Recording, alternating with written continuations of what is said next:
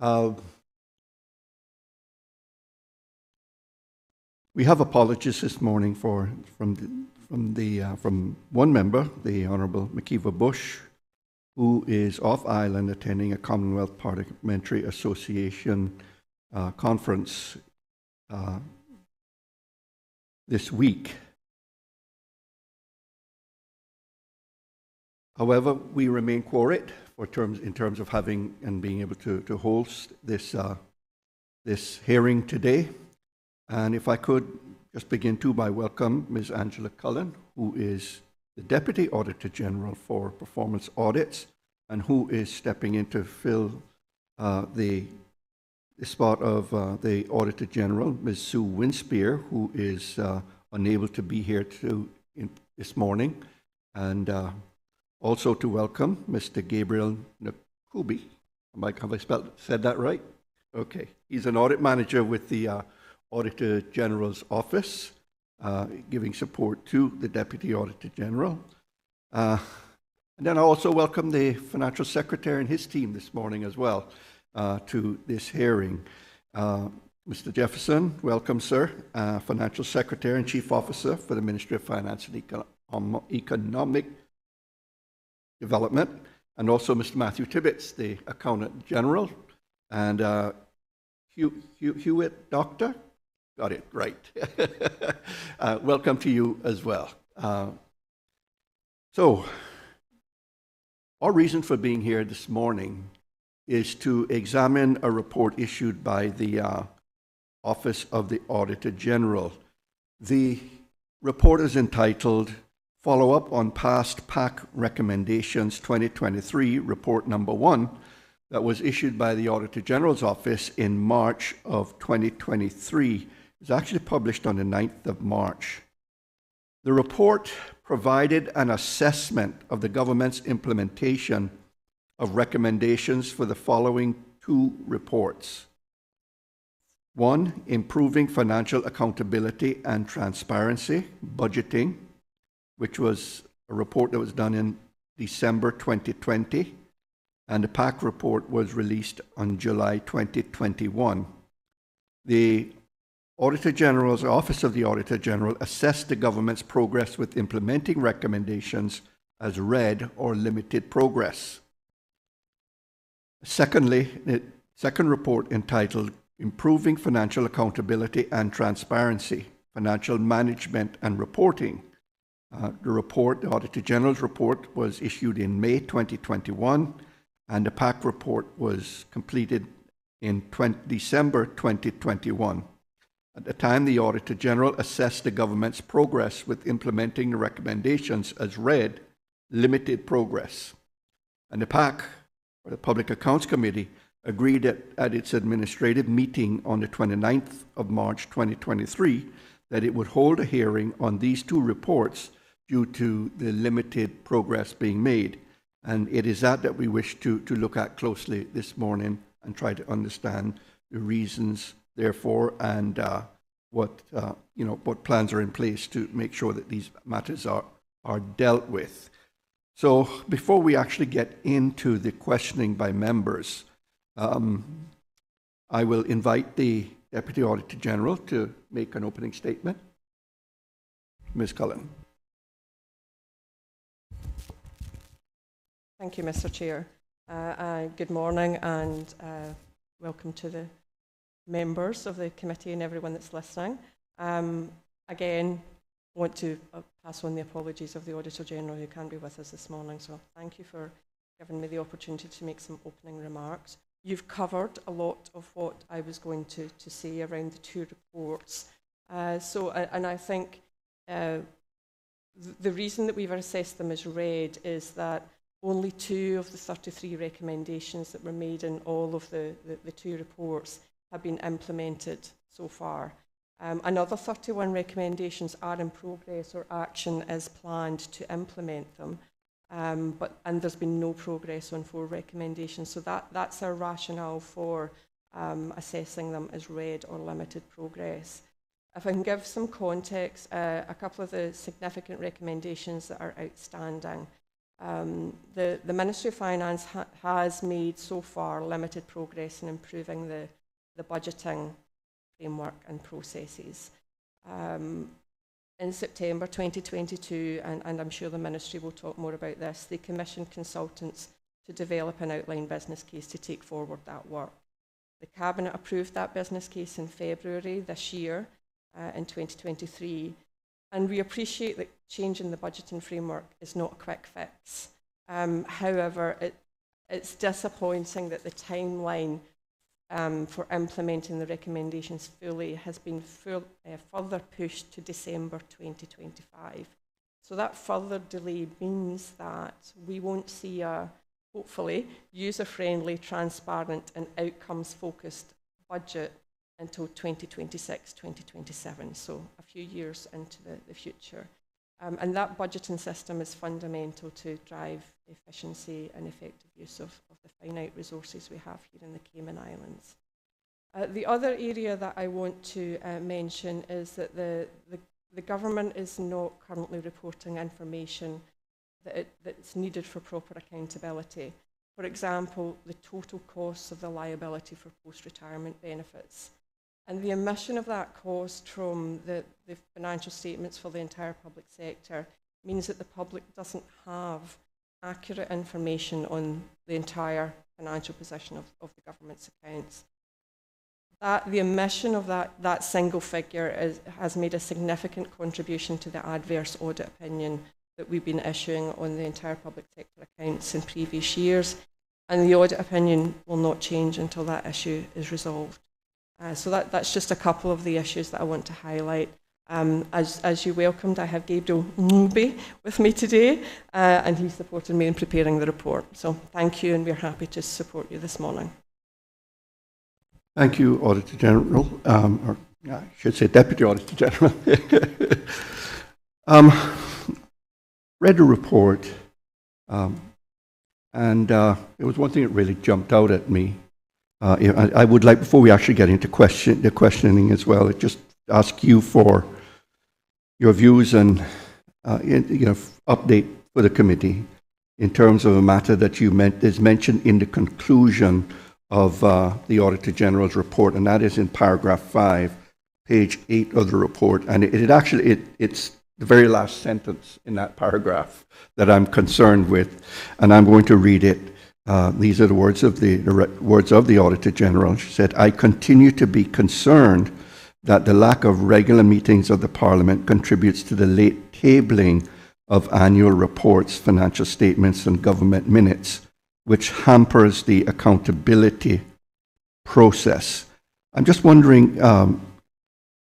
Deputy Auditor General, if you could give the committee an indication of just what is the backlog in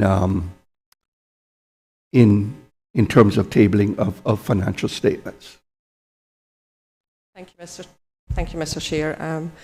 The issue is, and we've raised it in the financial management and reporting, and we raise it each year in our general report, that there is a backlog of tabling annual reports and financial statements, and they're not happening in a timely manner.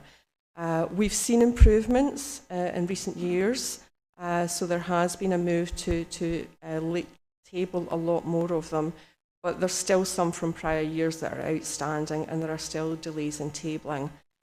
Just again, for a little bit of context, we now keep a note of when Cabinet approves financial statements and annual reports for laying in Parliament, so we have that log as well, but there can still be a few months in delay in them being tabled in Parliament because there aren't meetings. So to give you an update on where we are, and I may not have accurate figures for the June sitting of the meeting, but for taking us back to 2018, 39 audits have been completed and 35 annual reports have been tabled. So there are still 4 outstanding dating back to 2018. There are more from previous years. I don't have the information with me, but I can share it with you later.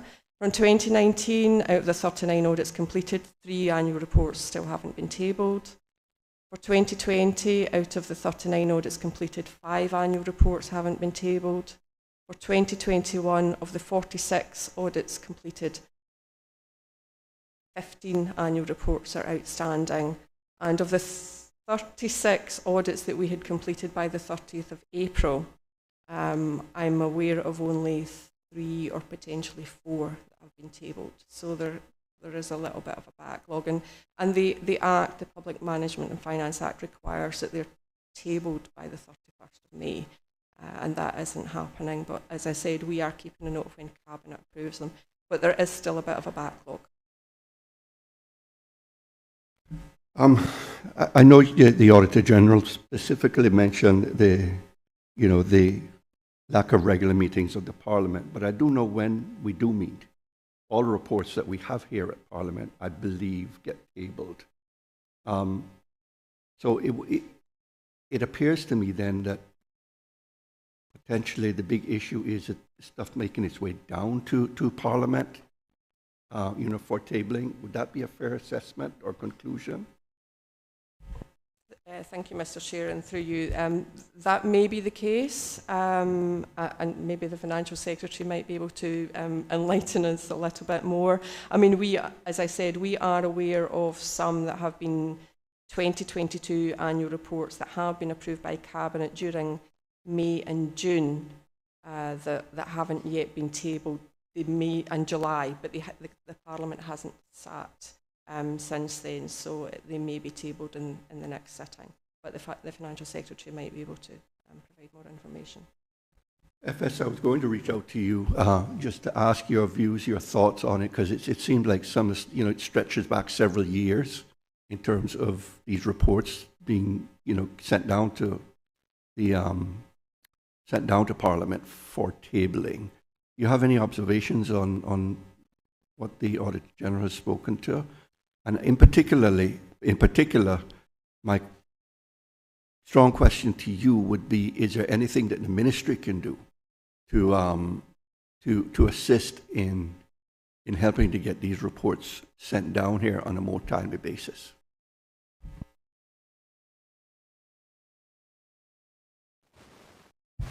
Thank you, Mr. Chairman, and good morning to you and committee members and the clerk and the Auditor General's staff. Mr. Chairman, I do know that the Honorable Deputy Governor, at his meetings with chief officers, this area is one of the strong areas that he pushes. And the Minister of Finance has written periodically, I shouldn't use the word periodic, we've written pretty frequently to encourage chief officers to submit their annual reports, especially when we know that there's an upcoming meeting of the Parliament that has been announced. I think and I don't have that with me, we didn't do that exercise, I think a more comprehensive position would be if we looked at what was actually tabled in the June sitting of the Parliament, because I think the Deputy Auditor General just said that I think her numbers did not include what was done in June, and there were quite a large number of annual reports that were tabled in June. So we can undertake to bring up to date the June tabling, June 2023 tabling of annual reports. I think that would then give us, the best possible, most current snapshot of how far we are behind in tabling the annual reports. So as the committee will know, each ministry, each portfolio, each office has its own set of financial statements. It goes to and annual reports, not just financial statements. Goes to Cabinet, Cabinet approves. But if there is, for example, a lag between the Cabinet approval and the Parliament meeting, and that lag can be months upon months, that's a problem. I do like the suggestion that the Auditor General's office has raised about we should strongly consider whether the annual reports and other reports can actually be tabled when the Parliament itself is not sitting. So I had the question, well, what does tabling mean? when the Parliament is not sitting. And I think that actually, to me, it would mean distribution of the reports to members, even though, sorry, Mr. Chairman, I think I'm getting some feedback on the mic here.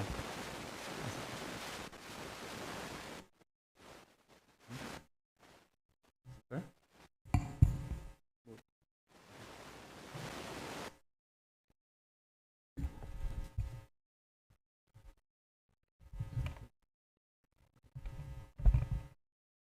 So, thank you, Mr. Chairman, and sorry for the technical difficulties here. So I think that deserves a lot of merit. So actually, if the Parliament were agreeable to allowing that to happen, I think that would help tremendously. And I know that the Honourable Deputy Governor has actually made that suggestion to the Parliament, and I see from the notes in the report that the Honourable Speaker is considering that. And as it's been said, it will require some changes to standing orders and so forth. But I think that is a practical and sensible solution to it. So, getting rid of the backlog. That assumes, obviously, Mr. Chairman, that the reports have actually been done. And I think the vast majority have been done, but I will undertake to bring that snapshot up to date, that is inclusive of what happened in June 23. Deputy Auditor General. Thank you, Mr. Chair. And while the Financial Secretary was speaking, we were just pulling together that information. So the latest information that we have is that because our office reviews the annual reports too, because they include the financial statements, that we have reviewed and completed the review of 19 annual reports for the 2022 financial year. But our latest information is we haven't received updated drafts of 15 annual reports as at yesterday. So there's still, as the Financial Secretary just alluded to, there are a number of them that are outstanding.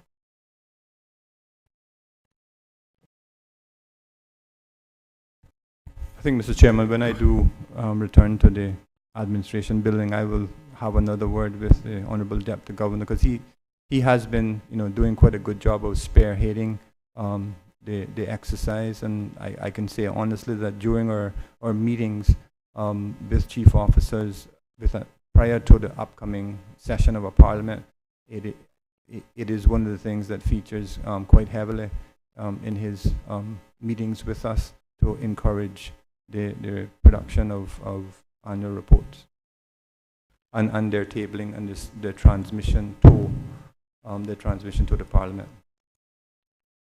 And just one other final question from me then, FS. Would it be helpful if you had a list of what the outstanding reports are, the old stuff particularly? Yeah. Yes. And Auditor General, would you be able to provide that for them? Yes, absolutely. We can provide that information. And yes, Mr. Chairman, that would be helpful. Thank you both. So hopefully we'll be able to finally nip this in the bud now.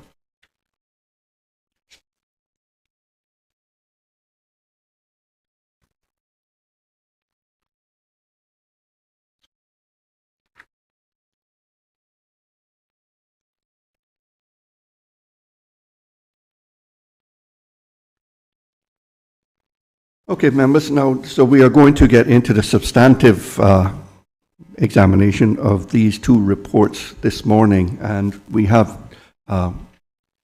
suggested witnesses that when questions are directed to you for the first time, if you just go ahead and state your name and your position for the record here this morning. But by way of introducing the reports and the questioning, it's been over 2 years since the Auditor General's report on improving financial accountability and transparency, budgeting and improving financial accountability and transparency, financial management and reporting were published. Since that time, only 2 of the 33 recommendations in these reports have been implemented, both directed to the government. There has been limited or no progress for 4 recommendations. The Auditor General's Office assessed 25 as partly implemented or actions planned to implement the recommendations. We are aware that 2 recommendations initially assessed by the Auditor General's Office as not accepted has subsequently been considered for implementation. So that means 27 recommendations have been partly implemented or actions are planned to implement them. We also noted that the implementation date for a number of the recommendations has been moved to December 2025. The purpose of this hearing is to discuss progress in implementing these recommendations. In particular, we want to explore the progress made since the Auditor General reported earlier this year and will be looking for updates. Members will follow up on this throughout the meeting, the hearing this morning.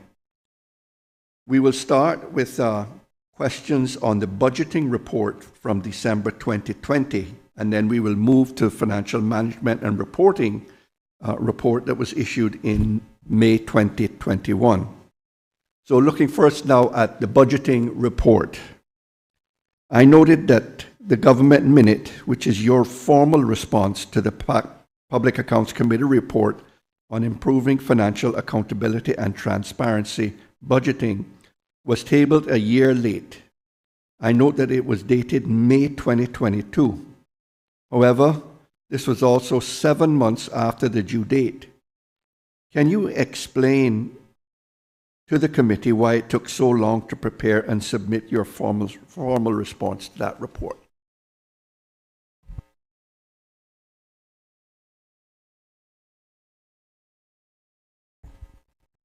Thank you, Mr. Chairman. Mr. Chairman, my name is Kenneth Jefferson. I'm the Financial Secretary and Chief Officer in the Ministry of Finance and Economic Development.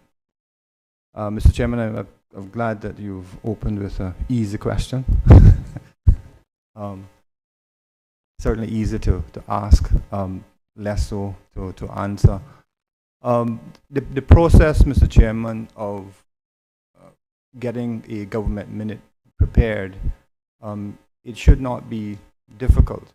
I know that in recent times the Honorable Deputy Governor has undertaken this role because he saw that it was floundering. And so he has staff in his office that actually go to each ministry portfolio office that is subject to an Auditor General's report and is subject to a Public Accounts Committee report with recommendations pertaining to their subject area. That officer in recent times have gone to the chief officers in those relevant areas and have obviously made available to them the PAC's recommendations. The chief officer, I guess, gathers information on how best to answer the recommendations in the Public Accounts Committee's report, submits it back to the DG's office for coordination, and then there is a paper to cabinet that is prepared, giving the particular ministry's office's position in respect of those recommendations. That government minute cabinet paper gets approved usually, and then upon approval, it is usually the Honorable Premier, or if it's a matter pertaining to the official side, it may actually be the Deputy Governor that will stand up and read the government minute here in the Parliament. It obviously does not have to be the Premier. You know, a minister could do so on behalf of the government. So that's something that should be considered in the future if it was thought that, you know, it has to be the Premier that does it. To try and answer your specific question, Mr. Chairman, as to why it takes so long, I guess it's a complicated answer. The length of time in getting a government minute to the Parliament, and that process is supposed to take 90 days. After the Public Accounts Committee issues its report, it's 90 days. it gets caught up, the time it takes, it gets caught up with the priorities of the government of the day, the pressures of the government of the day, and it is not, to be quite frank, it might not get the same level of relevance and attachment to it that important budget matter might get. It might not get the same level of importance as there's some tremendous incident involving the public. That is the only one of the chief reasons, I think, that would describe why it takes a fairly lengthy period of time to get here. I don't generally believe that it's necessarily reflecting there's a tremendous disagreement with the Public Accounts Committee's report. I wouldn't ascribe the length of time to that. I think it's simply, it's the pressures of the government of the day. It is the business of the civil service that leads to this. And sessions like this will help, underpin the need for improvement. FS, thank you for that comprehensive answer. But does the ministry, your ministry itself, play a role in all of these government responding to all of these government minutes, or I'll leave it at that? I think normally, Mr. Chairman, if it pertains to the Minister of Finance directly itself, then we're solely responsible. If it pertains to, a report of online services, for example, was one of the former reports by the Auditor General, our role in that instance is to, point out that the PSC report is due. We contact the Deputy Governor's office. We bring up the matter at meetings of chief officers. That is our role. In the situation where the report pertains directly to a Ministry of Finance ambit matter, then obviously our role is to get the response drafted, cabinet paper drafted, sent to the Minister for Finance to take to cabinet and so forth. It really depends. So there's no reason, apart from, again, the business of the government of the day, as to why that takes so long or has taken long in the past. So if the recommendation comes at a time and the 90-day encompasses a budget preparation time, that will cause tremendous problems. So if the Public Accounts Committee, for example, had issued a report in June 2023 with 90 days to run July, August, September 23, that was occurring, that was due now and it was actually happening, the budget preparation process would interfere with that, and it would probably slip a bit further back because the Ministry of Finance would be heavily involved with the budget preparation process. If it's at a time of a strategic policy statement preparation, the same thing. That's the best, most honest answer I can give, Mr. Chairman. Thank you for that, FS. We're going to go ahead now and move forward with the examination of the report itself. And for that, we're going to turn our attention first to modernizing the government's budgeting and reporting framework. And for that, to lead the questioning on this area, I'll call on Mr. Isaac Rankin. Rankin? Thank you, Mr. Chairman. Thank you, Financial Secretary and your team, for being here. But I'm just going to give a background to the question. In 2020, when the Auditor General had made some recommendations in improving and simplifying the budgeting framework, which included stuff like a shift on outcome-based approach, removing requirements to account for entity and executive transactions separately, also reducing the number of output metrics, and also reducing the volume of information in the budget documents from over a whopping 3,000 pages. The responses from yourself or your team noted that the Ministry of Finance had started a new project in where they were going to modernize government's budget and the reporting framework. RFPs went out to develop the outline business case for the project in May 22, and that was expected to assess the gaps within the budgeting process. And there was a signed contract with the winning bidder in September 2022, and then a draft outline business case in November 22, and then subsequent approval by Cabinet in February of this year. So we note that phase 2 of the project was due to start in April 23 and aims to be completed by December 2025. But what improvements have been made in this 24-25 budget round using that mechanism?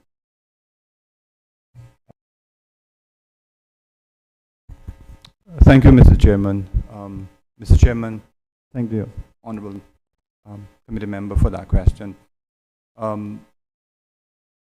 Just by way of trying to enlighten the public, there's been a recommendation for quite some time, backed up recently by the Auditor General's report, that the government's system of budgeting should move from a focus on producing outputs, which is what our budgets are based on, producing outputs, and to move to producing a budget based on outcomes. So outcomes, as an example, would be a safer community with minimal incidents of serious crime. An outcome would be a well-educated population in the Cayman Islands with everyone at a high school level diploma. Those would be two examples of outcomes. And obviously that is what the government budgets should be geared towards achieving. So the resources, the financial resources that the government collects via its revenues should be directed to causing those outcomes that it desires to actually be achieved. And the budget process is integral in that quest to get that improvement. And so the government, led by the Ministry of Finance in this particular case, set out to bring about that change.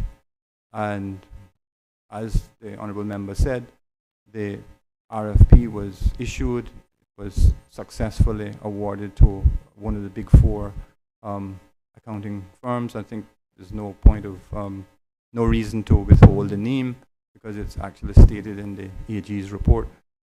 It was EY, Ernst & Young, was successful in providing consultancy services as to how to move the government forward in this direction. That was done. A report was written, as the Honourable Member said, and it was taken to Cabinet and accepted. The next phase has been, so that was phase 1. Phase 2 has been delayed to, after the budget process. So I think early in 2024 would be the start of the next phase. The phase now of actually implementing an outcome-based system.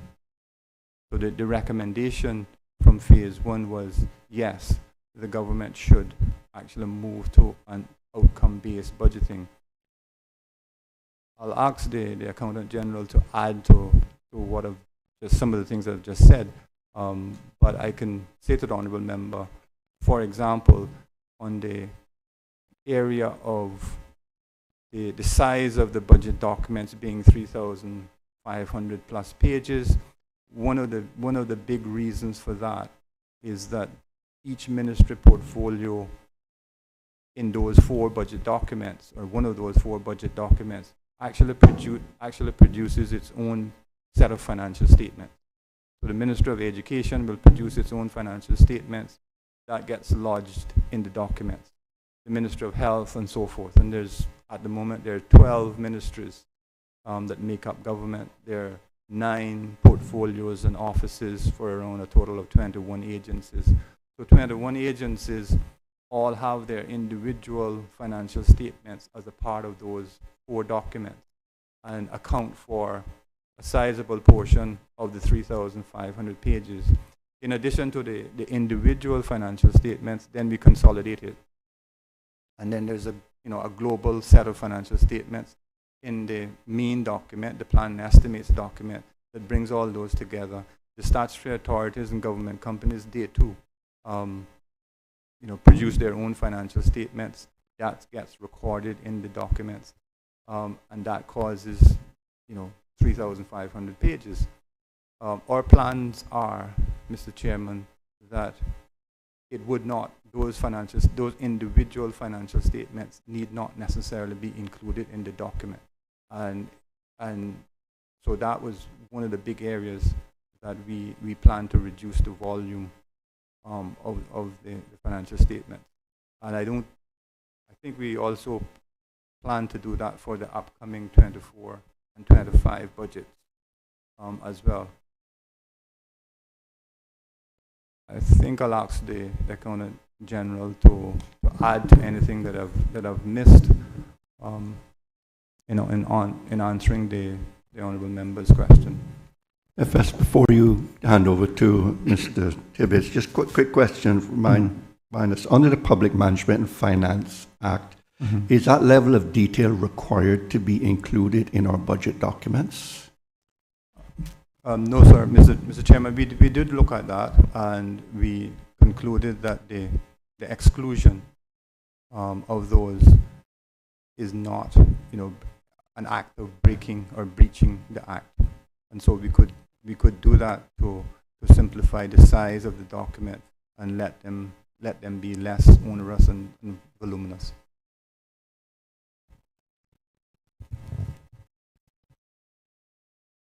Matthew Tibbetts, Accountant General. Mr. Chairman, through you, additional plans for the 2024-2025 changes to the budget process. The plan and estimates document is the main budget document. It represents all of the group outputs and appropriations for the government. And one of the things we're doing this time to reduce the size of the document is, instead of including the full information on each output, which would be made up of quantity, quality, timeliness, and location and cost. We're removing the quality, timeliness, and location elements, and only including the quantity and the costing of the appropriation, or group output, we call it. That'll substantially reduce the size of that document. We have confirmed that it's not a requirement under the law to have those details in there. However, the supporting documentation, that is the budget statements, will have the full details related to the makeup of those group outputs. So that will remain in the budget statement documents. So the plan and estimates document will be substantially smaller this year. Additionally, pulling from this report, we did work on focusing on outcomes. We broke it down between specific outcomes as well as broad outcomes, so that each minister went through, identified what specific outcomes their outputs were related to, as well as how they then summarized into the broad outcomes. And so that's been a useful exercise as well in assisting the government in determining their priorities, so that they can see these are the outcomes we want to deliver. Where is the funding that we have? Where are we going to allocate that to? And so we're still in that process of making those decisions. Additionally, in this report, the Auditor General recommended that we use monthly reports to get more useful information in preparing the budgets. And I'm pleased to say that we have done that, as well as we've used prior year information. So we're able to see the run rate of what we actually spent in the previous year, as well as an up-to-date report. For example, in June, we were looking at the in June and early July, we were looking at the May monthly report and seeing where we ended the month at, so we could see the run rate for 2023. And we considered that into how much people are spending in regards to personal costs and so on. Obviously, we have significant savings in personnel costs at this time, and that's indicative of us having a number of vacancies, as well as supplies and consumables we're significantly under. So those things helped factor into the decision-making process for the 24-25 budget. As well as in the monthly reports, these are the monthly reports that go to cabinet. We have a full 18-month, for the end of June, we had a full 18-month run of the operating expenditure by ministry. So that allows us to see the trend over the period, and that allows us to also consider, first of all, whether ministries are correctly managing their books, including all their accruals and so on. But also we can see the run rate that they're trending. We can see if they have specific expenditure during certain times of the year that we need to consider that is not shown in the first 5 months, for example, because obviously when we're preparing the budget, we don't have a full year immediately after us. We have a 5-month period as well as the previous year. And so we've factored all those things in coming out of this report. So it's actually been very helpful, and we think it's helped with decision making as well. We've seen a number of ministries come before cabinet or caucus and say, oh, well, we're actually being underfunded, and we're able to show them and demonstrate that they're not underfunded based on what they're actually spent in the previous year as well as in the year to date. That was for the 5-month run up to May, and obviously each month we'll continue to use the most up-to-date information that we have. So coming out of this report, it's been quite useful actually to get some of those recommendations in place for decision making. Thank you. Thank you for that, and I'm glad to know that you're actually using some of those recommendations. But it was mentioned that phase 2 was delayed. Can you say why and when the planned start for phase 2 will now commence? Yes, thank you, Mr. Chairman. Yes, Honorable Member. The Minister of Finance took the deliberate decision that the drivers of phase 2, which is all about centered around how you actually implement an outcome-based budgeting and reporting system, how you actually implement it. We took the decision that the Minister of Finance staff were the ones that were going to be involved with that process, along with the successful consultant that would come out of another RFP process. So it's not necessarily the same accounting firm that was successful in phase 1 would automatically be successful in phase 2. That's not the case. But Ministry of Finance staff would be heavily involved in that process of implementation. And currently, right now, we are heavily involved with the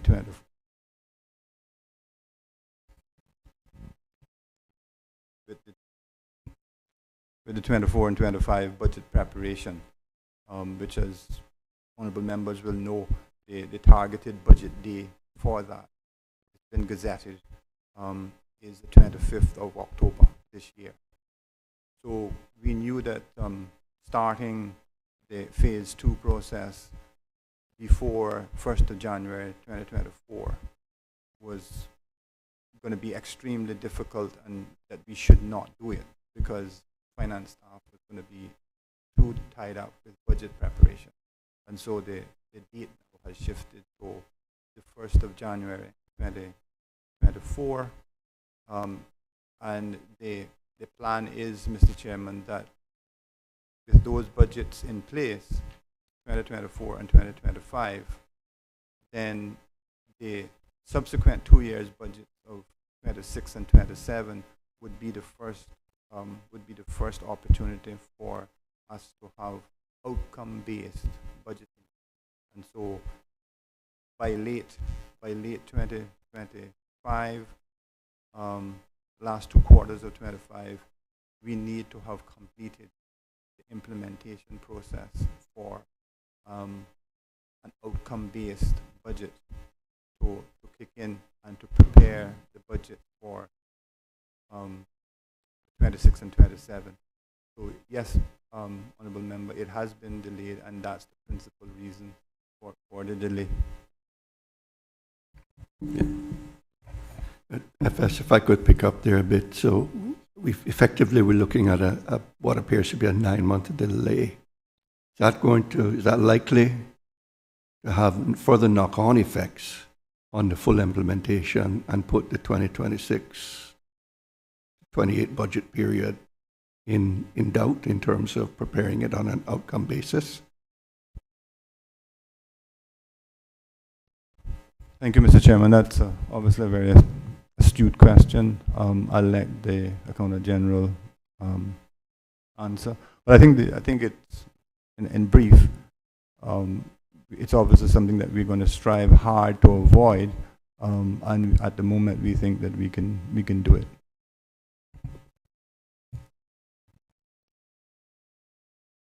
Mr. Chairman, I understand the risk, obviously, that you pointed out. That is a risk. However, to mitigate that, I want us to focus on getting the RFP out for phase 2 before the end of this year and finalized, so that we can actually start the process early on in 2024 to try to still comply with the deadline. We're actually looking to stay within the deadline and have it implemented for the 26-27 budget. We know this already slipped much more than we'd like to, but we're obviously in a position now where we have the right team there, the right knowledge there, and we want to move forward with it as soon as possible, so we don't want any more slippage if we can avoid it. So we will be proactive and try to get the RFP out in the fourth quarter, of 2023, to try to make sure we hit the ground running in January.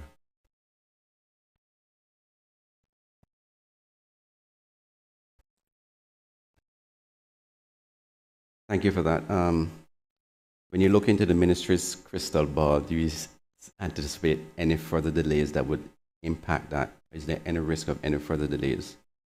I know you said that delays was attributed to the budgeting process for the next 2 years, but just checking, because obviously, based on the recommendations, you want to try and meet that 2025 deadline so that the next set of budgeting process can be done using the outcome-based approach. Mr. Chairman, through you, the only reason for any delays would be if the funding was held up. However, the current government is quite supportive of this change, so we don't see that being a problem. We are aware that this is obviously long overdue. We have this as a major priority for the ministry. It's actually one of our specific outcomes, is that we need to get this delivered, and everyone is on board with ensuring that it's delivered. So the only major issue I see is the actual funding, which I don't see that being an issue because of the priority that the government has given to it. Thank you, Mr. Chairman, if I could just add to that, to also say that the contents of the RFP for phase 2 are known now. So it's not a question of, for the next month, we have to sit down and write what they are. We know that phase 2 is all concerned with implementation of a outcome-based system.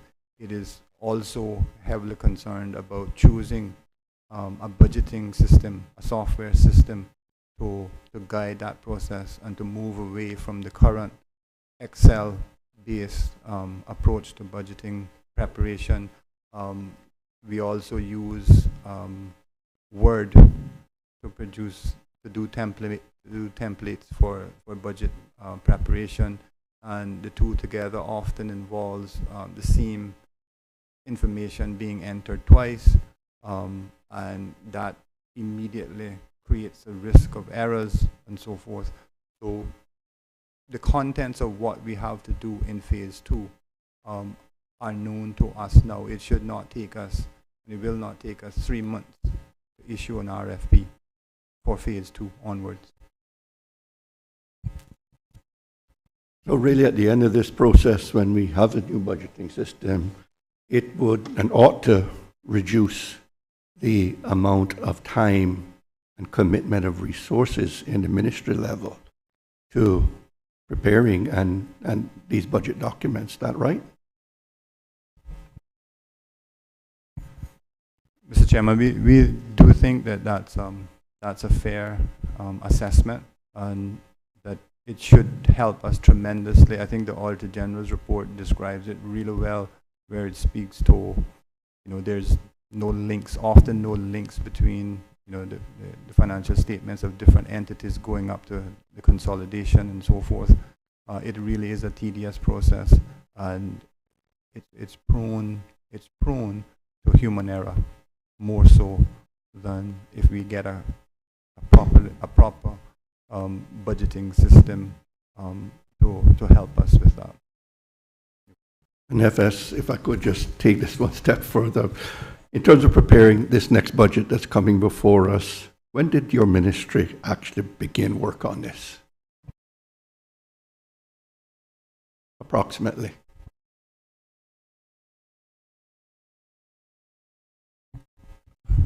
Mr. Chairman, obviously there was there was obviously a strategic policy statement process, which is the precursor to the 24 and 25 budget, and that was laid in the Parliament here in April. So definitely as early as February of this year, the Minister of Finance was involved in assisting in the preparation of the strategic policy statement, which is, as I said, the foundation for preparing and giving appropriations to ministries and portfolios in their attempt to produce a 24 and 25 budget. So as early as February, say 2023, we got involved with the strategic policy statement, and it's been ongoing ever since. Once it was approved here in the Parliament, those appropriations were issued to ministries and portfolios and offices, and they were told, this is your slice of the pie, and go ahead and prepare your budget.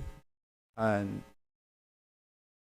straight through to current day, that work of the ministry has continued and will continue until we get the budget finalized. So I wouldn't necessarily say that it takes all of that time to prepare the budget proper, but the preparation work prior for an SPS stage, and then the meetings and so forth that take place once you have an SPS to budget day, the meetings that involve giving advice to ministers and portfolios and guiding the cabinet, that's several months. I mean, just for the benefit of those listening, effectively your work starts in February, it's going to go right up until end of October when budget is actually tabled. I mean, that effectively is 8 months out of this year where some way, shape, or form your ministry has been working on the budget. Correct, Mr. Chairman.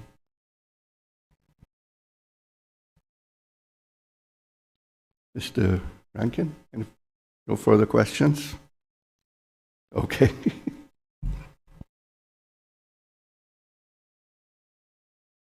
Okay, we're going to move on then to the next phase and budget templates. And for that, I continue with Mr. Rankin. Thank you, Mr. Chair. Again, based on the Auditor General's recommended update and simplifying the process for preparing and submitting budgets by amending the budget template to ensure that information needs to be only entered once because it reduces the duplication efforts. You said that you've introduced a temporary measure in the budget templates to be used in this particular budgeting cycle, and that all CFOs should now have used these revised templates. Can you give this committee an update on how well the new budgeting templates has worked in this current budget cycle?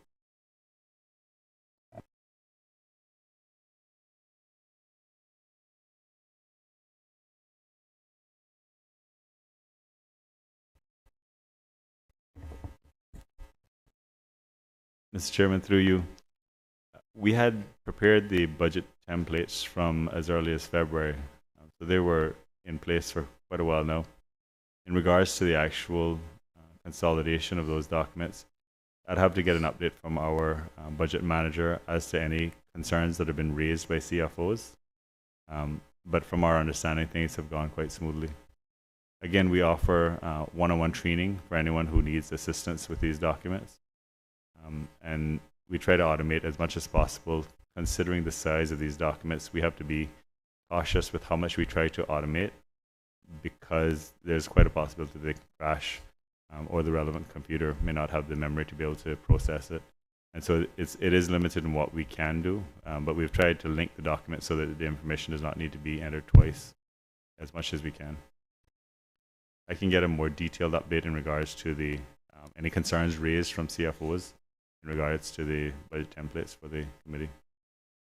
I think it'd be helpful to us to understand, because that is one of the questions we wanted to understand. You know, what's the feedback from the users in terms of, you know, just how user-friendly it is and whether it does result in time savings for them. So would be grateful if you could feed that information back to the committee. Members, do you have any other questions with regard to this area? Okay.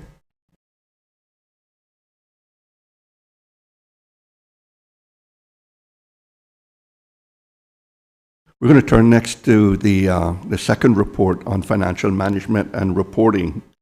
But as I noticed earlier this morning, the Auditor General published a report entitled Improving Financial Accountability and Transparency, Financial Management and Reporting in May 2021.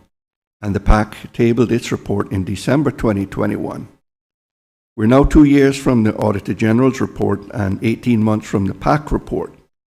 The Auditor General reported that limited progress had been made in implementing the recommendations. So we want to explore that with you further now. And we're going to turn first to the risk management framework. And I'll ask member Mr. Joseph Hugh if he would lead that line of inquiry. Thank you, Mr. Chairman. Mr. Chairman, through you, and start by offering a bit of backdrop. In 2021, the Auditor General reported that the Ministry of Finance had commissioned a set of frameworks to further strengthen governance, risk, and performance management. She at that time reported that these frameworks were launched in May 2019 and published in July of 2019. Unfortunately, they had yet to be implemented at the time of her report, which was in May 2021. On my review, I noted that your responses to this recommendation only address the modernization of the budgeting framework. Therefore, for me, it certainly isn't clear what has happened with the risk management framework aspect of it. As a part of that risk management plan, also which was developed by the ministry, it called for a chief risk officer. So first I'd like to ask, has that position been filled, or has recruitment begun for that position?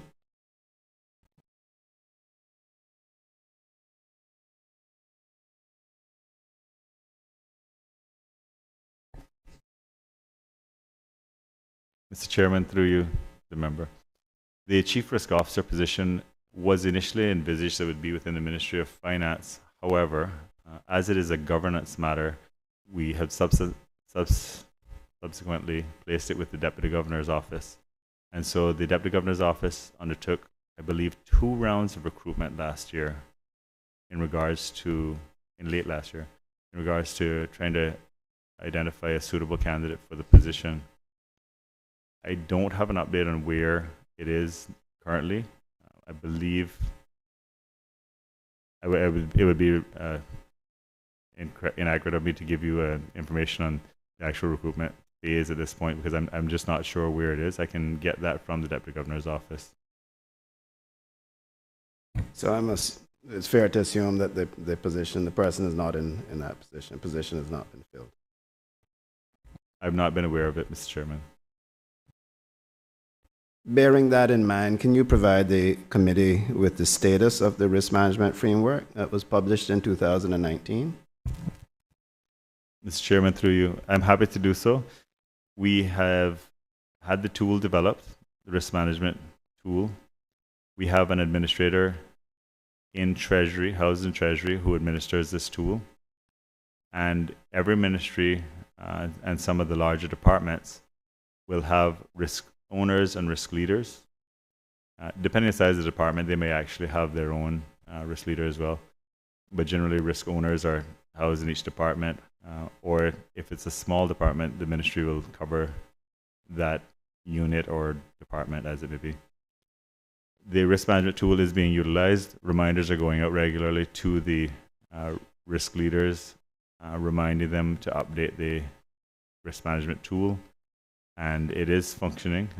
There may be cases where staff have left and so on, and we can follow up on those, but generally the tool is working effectively and providing us with information in regards to the risk of the government faces. And just for the committee's knowledge, this tool was developed by one of the big four companies here on Ireland, who were the successful bidders in the RFP for the risk management framework. And so it was a bespoke tool that was developed for us and has worked pretty effectively, and it mirrored very much any other comparable tool on the market. We have provided training regularly as well, and we have some departments who actually have come looking for additional training for their staff in areas that are more specialized. So we recently had computer services department. They have quite unique risks that the rest of government may not even be aware of. And so they wanted specific training, and they had reached out to a number of different firms to see if they could get any training. However, we wanted to ensure that we were consistent in the training provided and in use of the specific tool. And so we worked with the company that actually developed the original tool and had them provide the training for computer services department so that we can ensure that we're still on the same page. Oh, well, thank you for that. Through you, Mr. Chairman, I guess in hearing all that you said, is it fair to say that you have gotten value for money on that consultancy contract? Mr. Chairman, through you, we've definitely gotten value for money. However, I do feel we can better utilize the tool. I feel that we should be including the information coming out of that tool on a monthly basis in our cabinet reports. So the cabinet is updated regularly on the risks.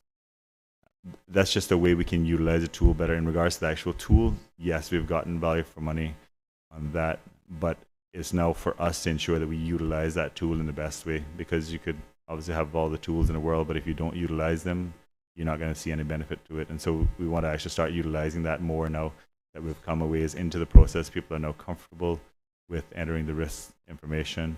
And so we want to start utilizing that tool more so that we can really see the value for the money we invested. Mr. Chairman, if I could just add very quickly before Member Hugh continues on, to say that when it comes to risk, particularly areas of revenue risk, has been, a strong point made by the Auditor General repeatedly over the years. There is doubt in the Auditor General's mind, or of her staff mind, as to the level of revenue completeness. Are the reported revenue figures that we see in the financial statements, are they as accurate, as complete and comprehensive as they could be? Is there leakage? And those doubts obviously exist in her office's view, and it is one of the chief reasons, not the most prominent one, but it certainly is a reason why the office has issued an adverse opinion for many years on the overall accounts, financial statements of the government as a whole and the entire public sector. Revenue completeness. It's what I'm about to say now. It certainly is not, a solution to that, and it won't wipe it completely away. And we can go on and go to another qualification point. That's not the case. But we've recently, have to be quite honest, and I think the committee has heard this before, in terms of revenue scrutiny, we have one officer in the Ministry of Finance that is exclusively involved with revenue review and scrutiny throughout the whole government. That's obviously not enough. One person is not enough to be looking at that centrally within the Ministry of Finance. So we've started a recruitment process. We've made an offer. We hope to have a second person, and we hope that that person has accepted, and we're hoping for a start date of November this year. It's not the solution, but it certainly is a step in the right direction. The person is a professionally qualified CPA, AICPA member, and we think that that's a step in the right direction. Mr. Chairman, I can certainly provide the committee with revenue sources for government. The top 15, it's quite delicate as well, Mr. Chairman, that the 75%, 80% of the government's revenues every single year can be linked to about 15 sources, and that's quite scary. So we have a direction as to where to go to look for revenue leakages, and so I give that information to the committee, not as a solution of eliminating revenue completeness and revenue risk, but it's simply a step in the right direction. Thank the members. Mr. Chairman, through you, I appreciate the response and the usefulness of the plan. I guess it's just like any other plan, Mr. Chairman, or report. If you don't follow the recommendations of the report or follow the plan, then you're not getting value for money. And I certainly think Mr. Chairman, you and I think all of the committee would join me in agreeing that Cabinet, most of all, should be aware of the risks, in particular when it comes to the revenue risk, and during a period of time when they're doing budget, etc. So I certainly agree with that recommendation. Mr. Chairman, my final question, if the witnesses are able to answer, can you provide the committee with the number of risk registers across government?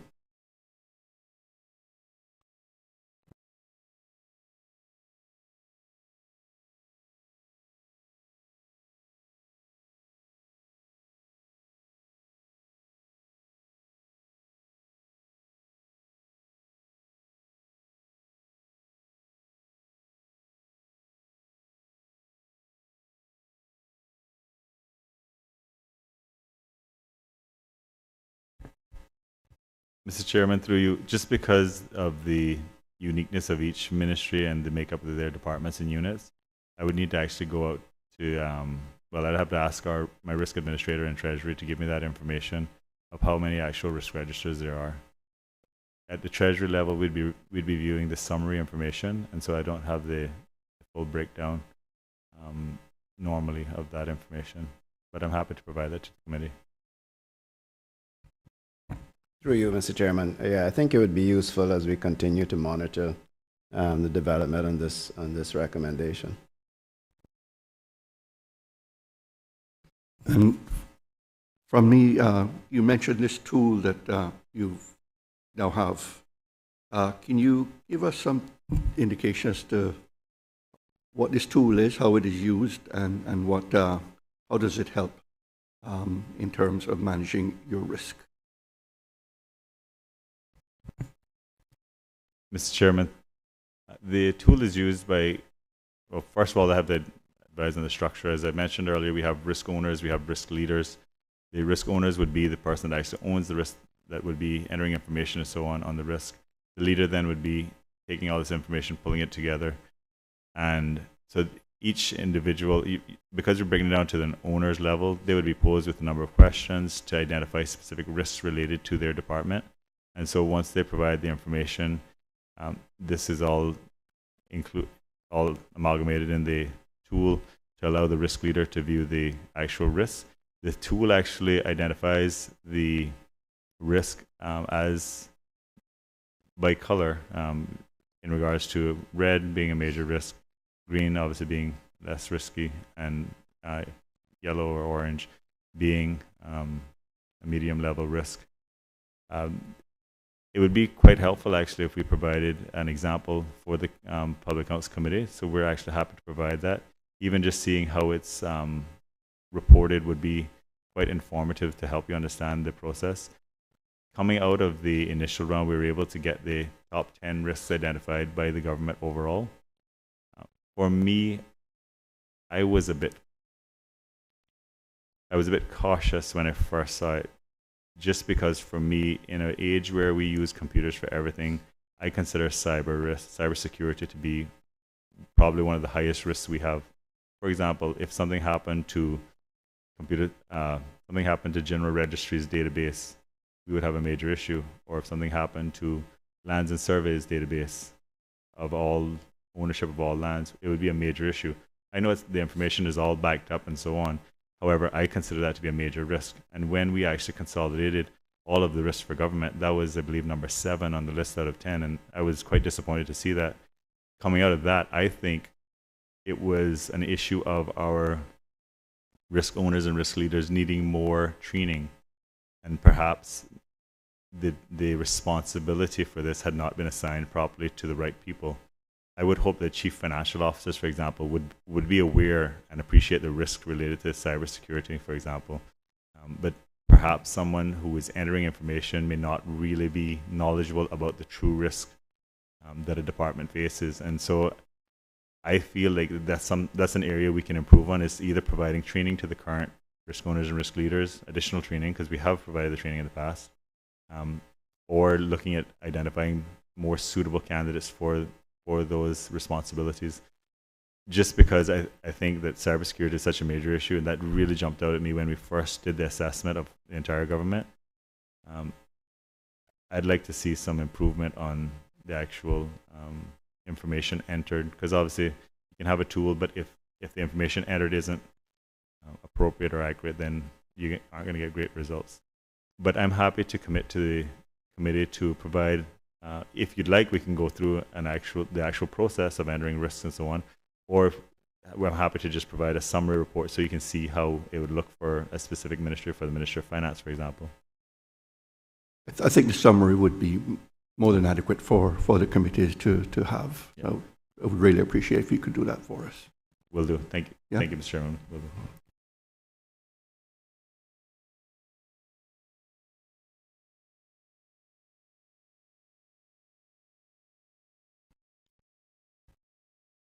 Okay, we're going to move on now to the Public Authorities Act, Section 47. And again, I call on Mr. Hugh to lead that line of questioning.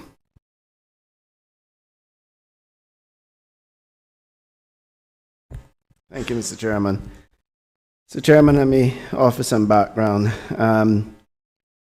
before we get into the questions. In 2021, the Auditor General recommended that the government estimate the cost of fully implementing Section 47 of the Public Authorities Act, known as PAA, and to also ensure that funding is provided to statutory authorities and government companies in the future budgets.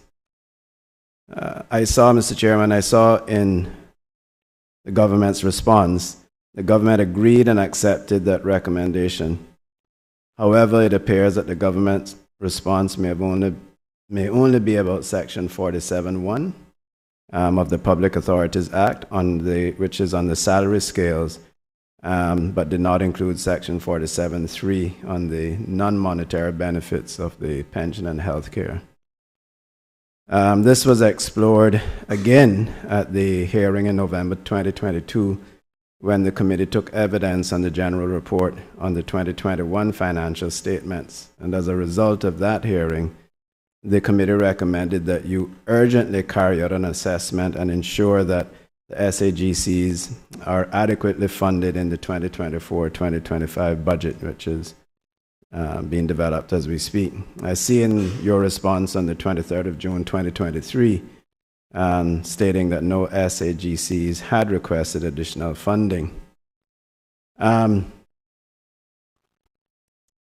First, let me say, in the original management response to the recommendations, it was stated that they agreed with this recommendation. Is this still the case?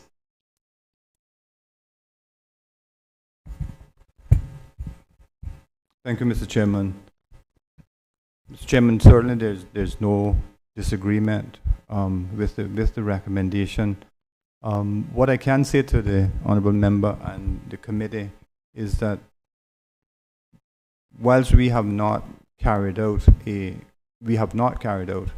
detailed exercise to establish the cost of implementation of Section 47, we have not done that. I can say to the committee that, as Member Hugh just mentioned, as of the 9th of June, we were not aware of any statutory authority government company asking for financial assistance in meeting it.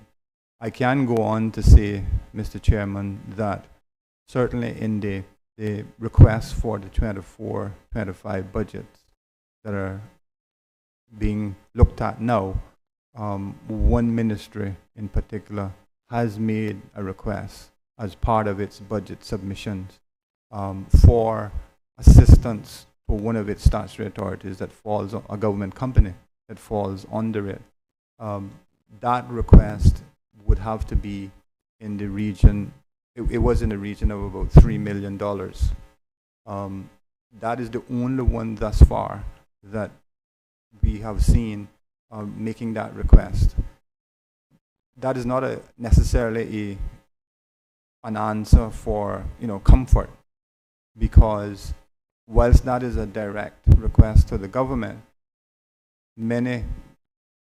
we were advised that virtually all, and I think the Auditor General's report state that all of the statutory authorities and government companies have now implemented the effects of Section 47. That may find its way, the implementation costs may find its way into the government's budget, not by way of a direct, equity investment type request, but it may find its way to the government via the cost of the statutory authorities' output costs that the government will have to pay. And it's not immediately clear if there's any element of that element, if there's any element of the cost of government bearing outputs at the moment being produced by an SAGC being charged to the government, if there's any element of an increase in there because of Section 47. We don't know if that is the case, but it certainly, we have one example for $3 million for one ministry, for one government company. Mr. Chairman, I think it's also clear for the committee and for the listening public's knowledge. Section 47 also primarily speaks about, the leveling off of salaries in the statutory authorities and government companies versus the salary scales used by central government. And we asked the question as recent as this morning, if you went to any given statutory authority and you asked to see their salary scale that they're using, and you received it, and you came back to the government admin building and you compared it with the government scale, would the two be exactly equal? And the answer is probably no. But the Act itself obviously talks about where there are differences between the two on the salaries, that the statutory authorities and government companies are urged to reduce that difference. It does not have to be, for example, that they're given a higher salary, but the difference between the two can be reduced by, for example, the authority, the government company, actually paying for healthcare contributions for their employees, whereas before they might not have done so.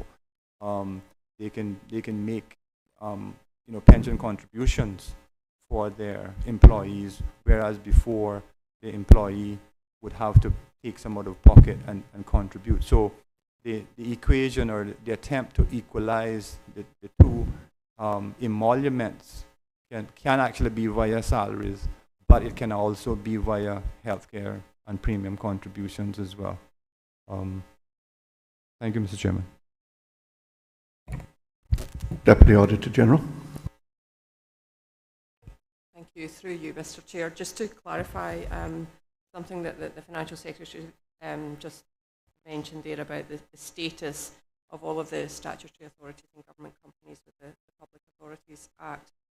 The current situation that we're aware of as at the end of the 2022 financial audit is although all of the evaluations have been done, there are still 2 statutory authorities and government companies that have not adopted or implemented Section 47(1) of the Public Authorities Act. And bearing in mind there are 2 SAGCs that are still in backlog audit, so we haven't commented on those. So that's just for some clarification.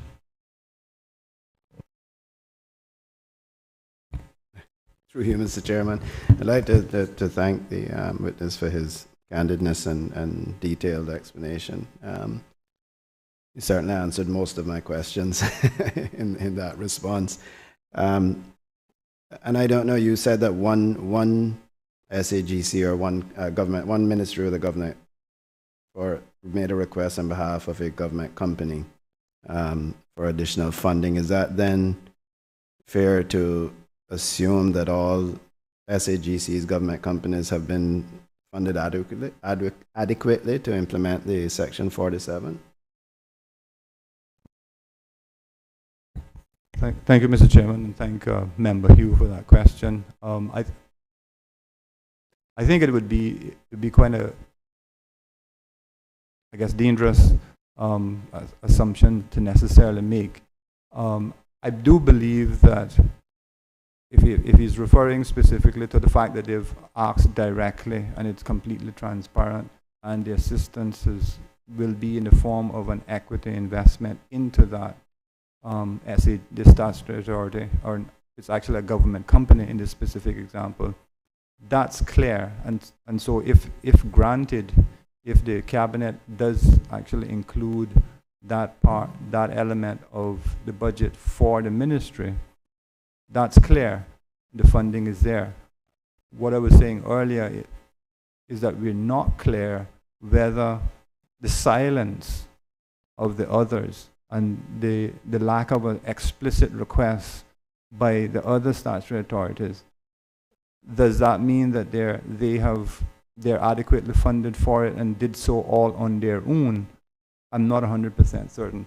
I'm saying that there's a possibility that increased costs of implementation in the authority, in the company, may have been passed on to government via the outputs from the SAGC's element of the budget that the government then is being asked to fund.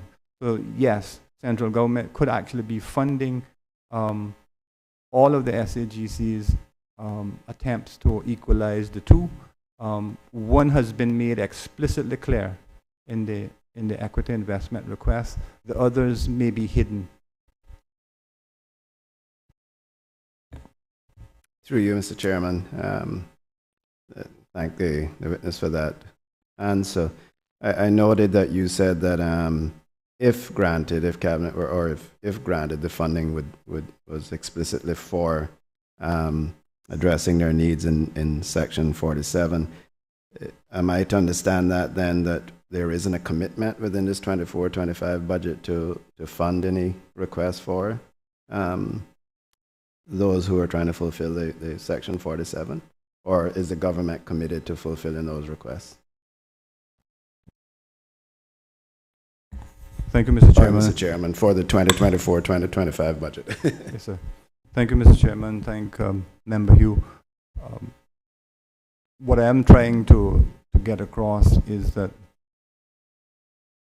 the government, I do believe that the government is actually committed.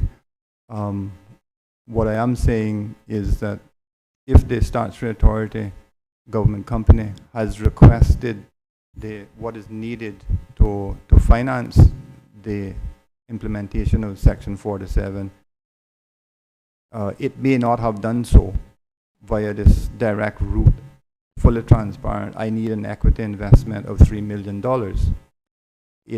It may have made that request through submission of increased costs to say that, you know, government, if you want me to provide services in 24 and 25, whereas in previous years it used to cost $1 million, this year it is going to cost $1,200,000.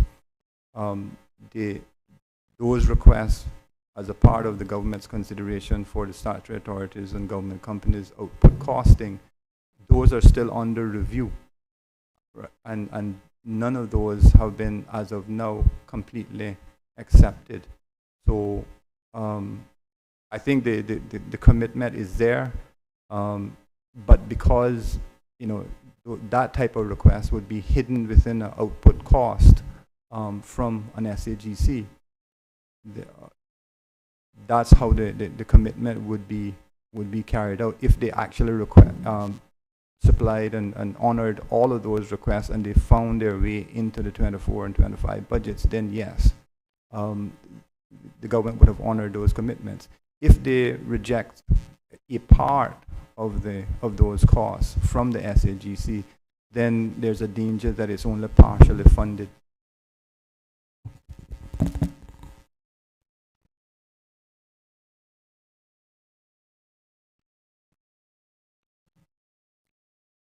Any other questions from members?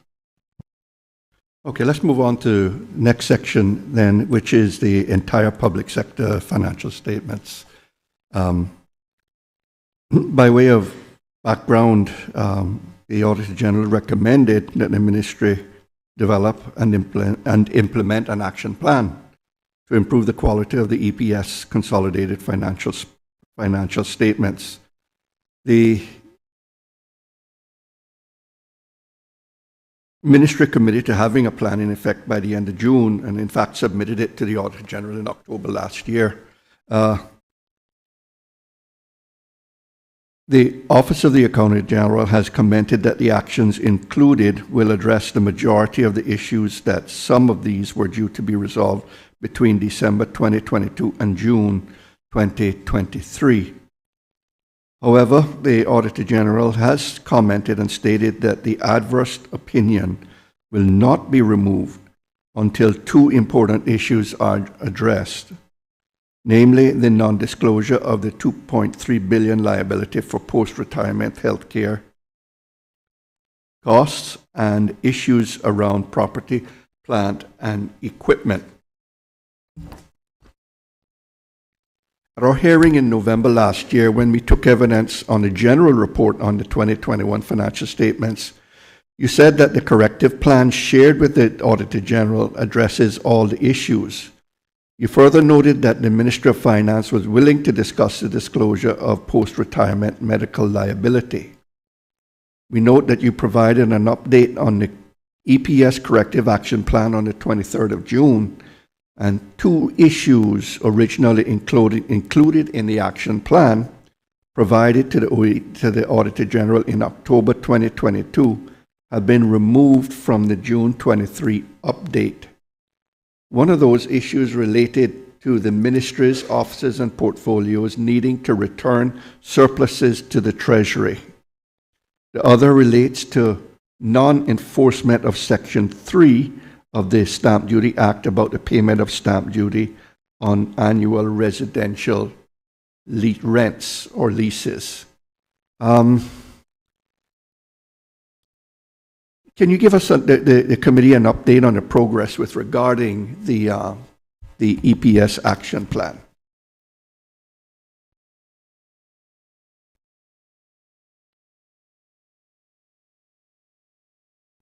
Thank you, Mr. Chairman. Just conferring with the Accountant General. Sure.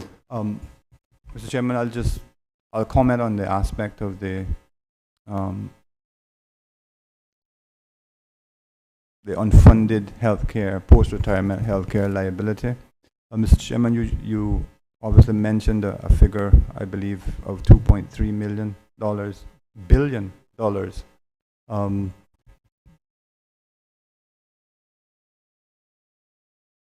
Yeah, I think, Mr. Chairman, as an update to that, we do have a more recent actuarial valuation position on that, and as of the end of December 2022, that figure was now $2.1 billion. So I don't think that that's room for rejoicing, because it's still obviously a significant number. Mr. Chairman, there really has been no significant progress in terms of getting the government to agree to put the item fairly and squarely on the face of the balance sheet of the government, just as it has the unfunded pension liability number of around $400+ million of the unfunded pension liability on the balance sheet itself. There isn't a similar number on the government's balance sheet for post-retirement healthcare costs. What we do, Mr. Chairman, and you would probably remember it in your time as the Minister for Finance, is every single month the note that goes to the Cabinet details the extent of the liability, and it makes it clear that the note, the financial performance note and position note, it makes it clear that those figures do not show the post-retirement healthcare liability. It also makes it clear that the annual cost of that is not included as a part of the government's calculation of a deficit or a surplus. It's not there, but it is in a note. It is in a note to the cabinet, monthly cabinet note, as well as it's in a note to the government's financial statements. But the honest answer is that no significant progress has been made on the matter of moving it fairly and squarely onto the face of the government's primary financial statements.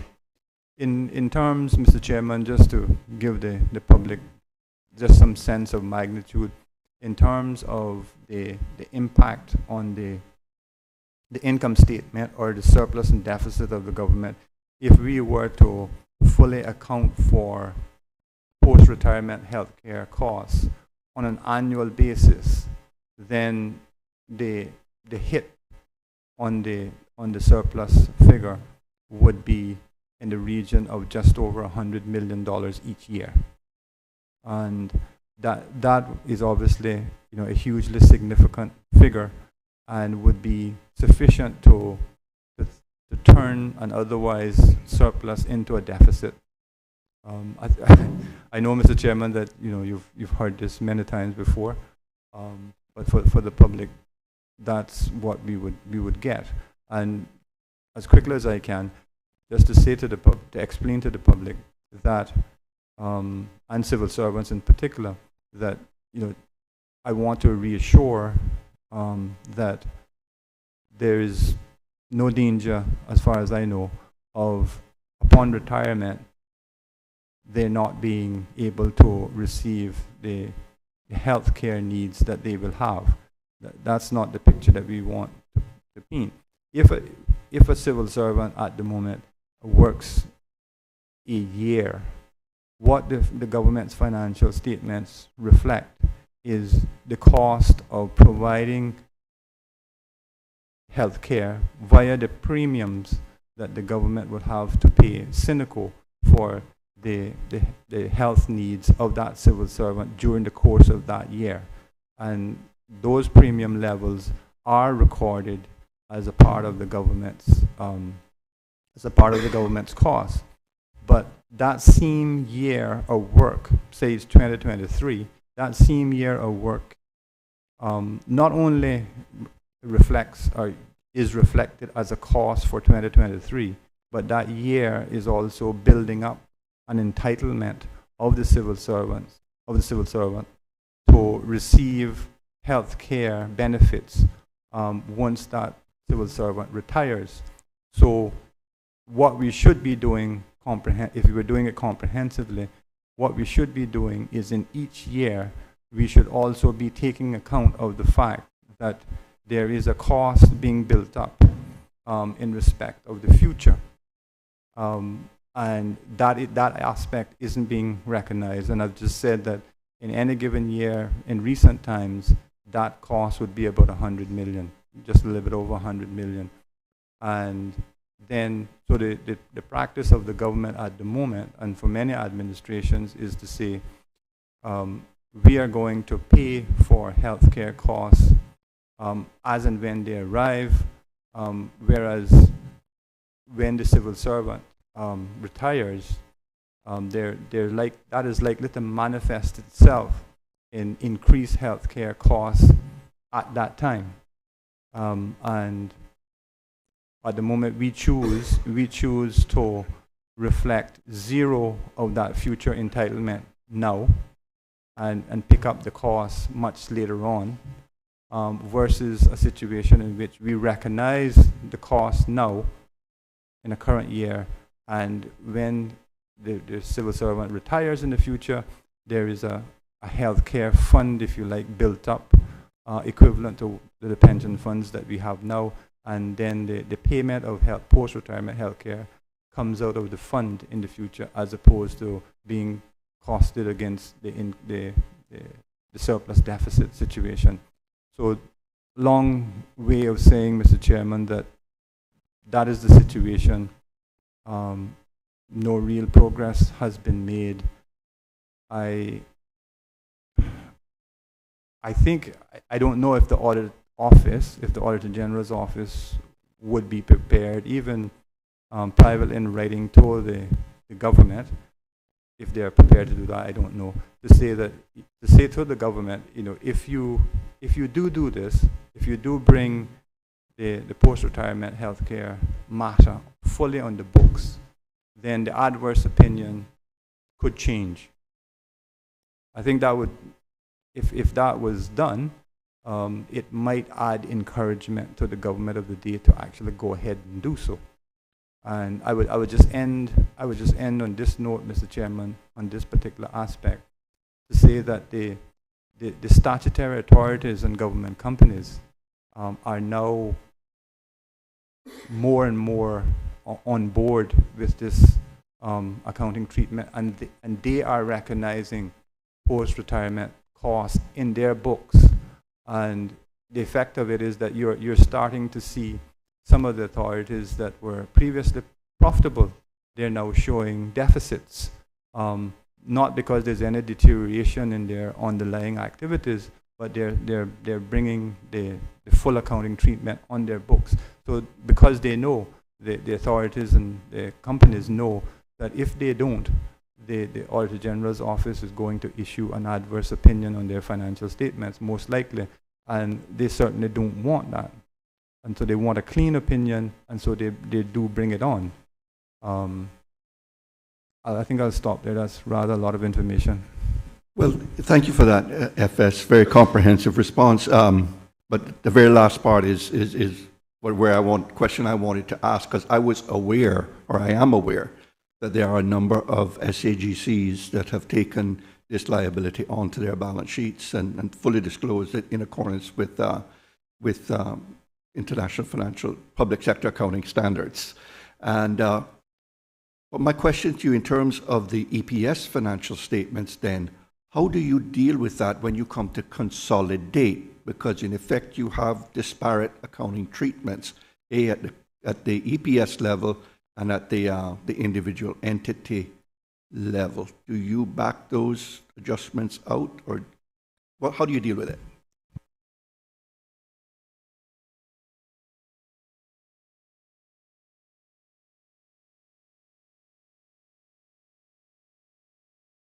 Just 1 second, Mr. Chairman, please.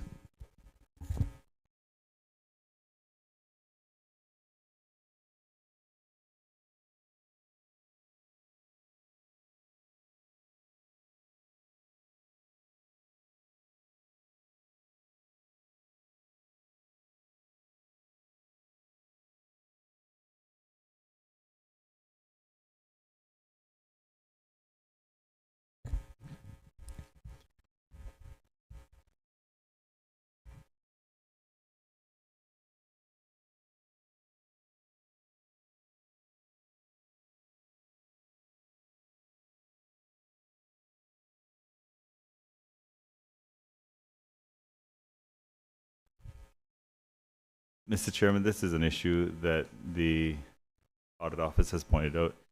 Some SAGCs in the past have been reporting on IFRS versus IPSAS. And this is an issue that's been raised by the Auditor General's office, is that we need to improve the consistency of the reporting standards. And that's something that we're working on. Currently, the SAGCs, so we report the core government's financial statements, but then we also have a one line that shows the SAGC's net position. And so that allows for their net position to be shown, but it doesn't give the details in regards to their treatment of the liability for post-retirement healthcare benefits and so on. But it is factored in, obviously. So the only outstanding element would be the core government to add it, if there were the will to add it.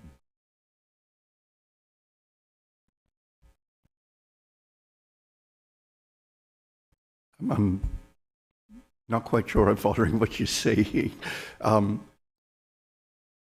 You said these SAGCs are the net is shown in the consolidated financial statements. Mr. Chairman, on the face of the statement of financial performance, you'll see the activities of the core government. You'll see the revenues, expenses, and so on, and then you'll see the net income of core government. And then you'll have a one-line item that says the net results of the statutory authorities and government companies.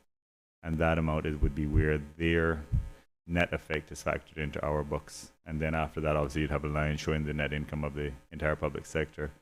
That doesn't change the fact that they have included it, the post-retirement healthcare liability, and the core government has not. It just shows that obviously the result after factoring it into theirs makes the overall situation a bit worse. It doesn't change the fact that the core government needs to focus on getting it included into our accounts. It's been a long-standing issue and definitely something we want to focus on doing should the political arm have the will. So then you don't make any adjustments then in the statement of financial performance with regard to any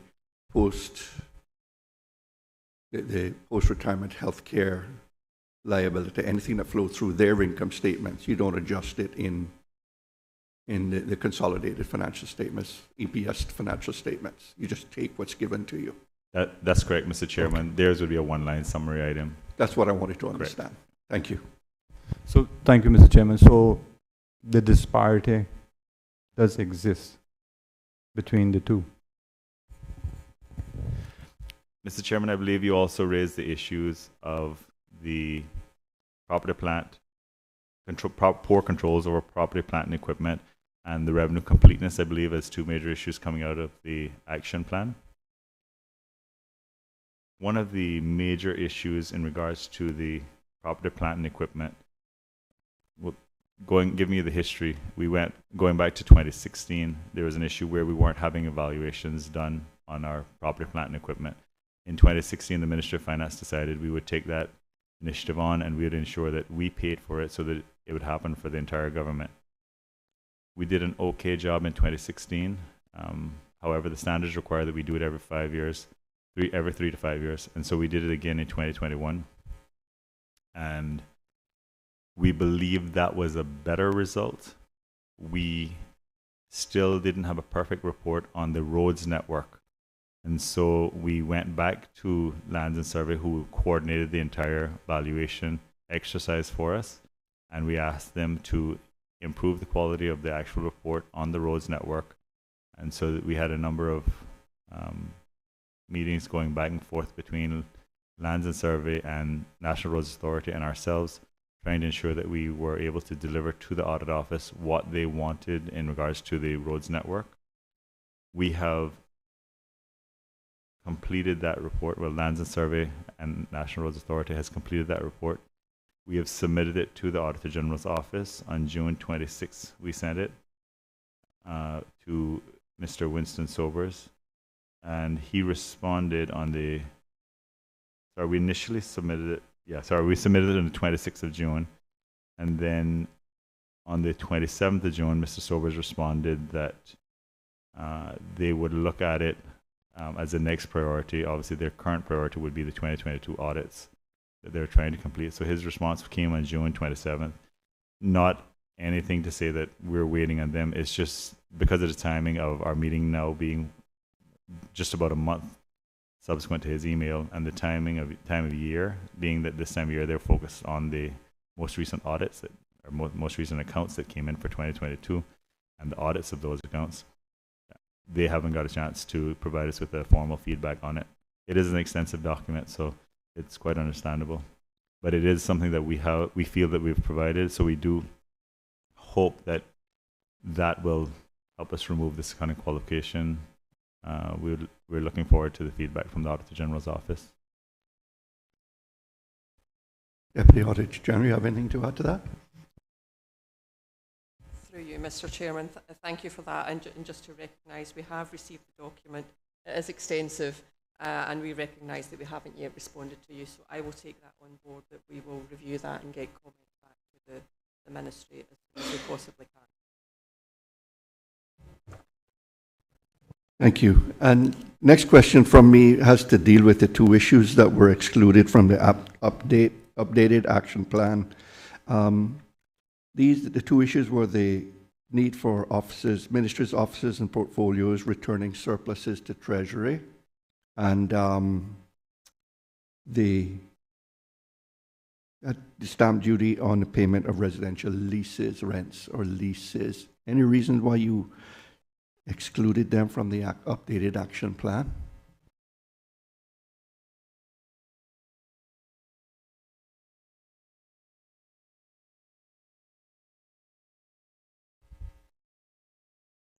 Mr. Chairman, in regards to the repayment of surpluses, that's a matter that we have been actioning in Treasury.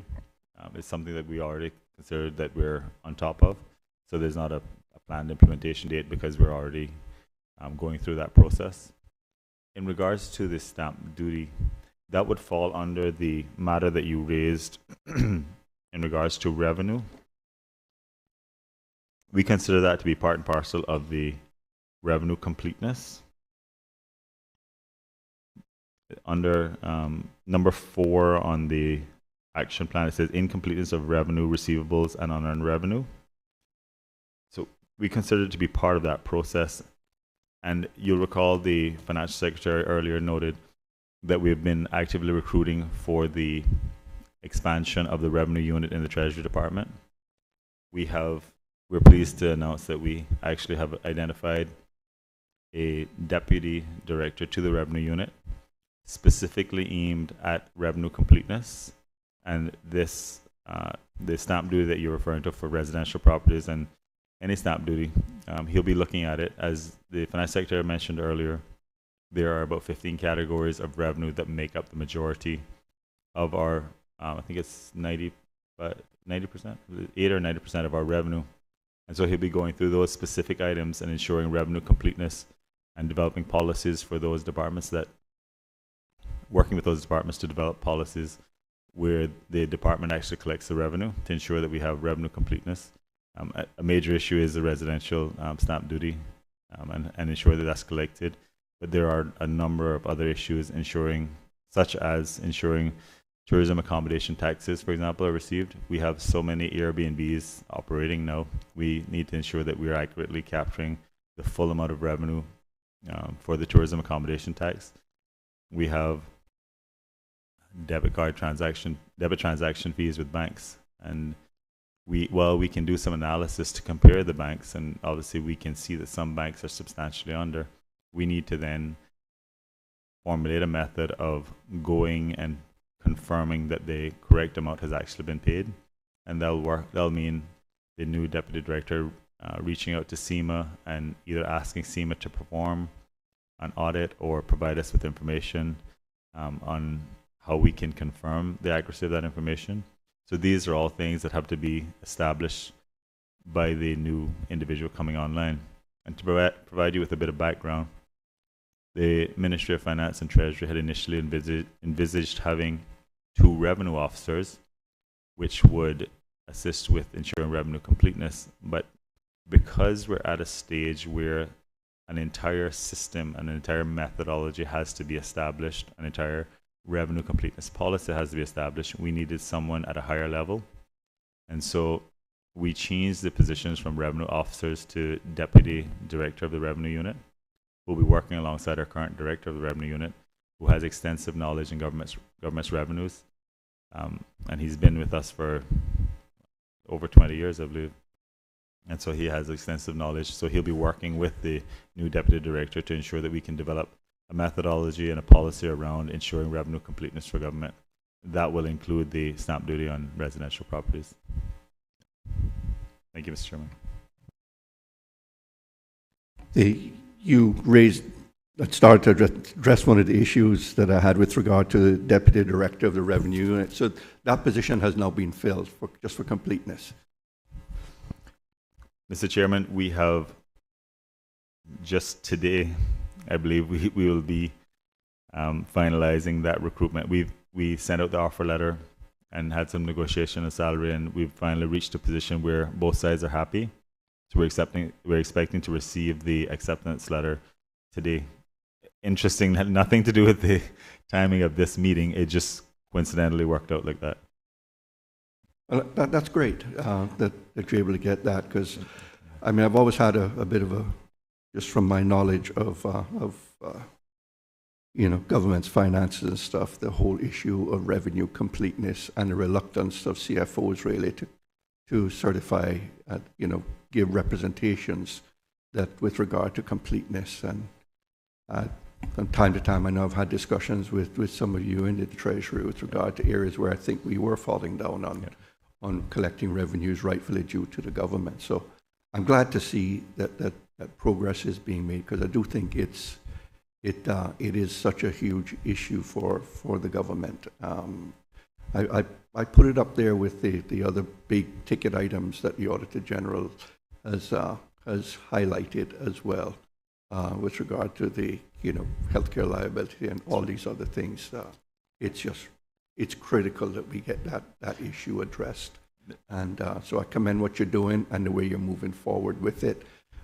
I can just encourage you even more to get the resources in place, because I think it's a critical part of the functions of finance. Thank you, Mr. Chairman. We fully agree with that.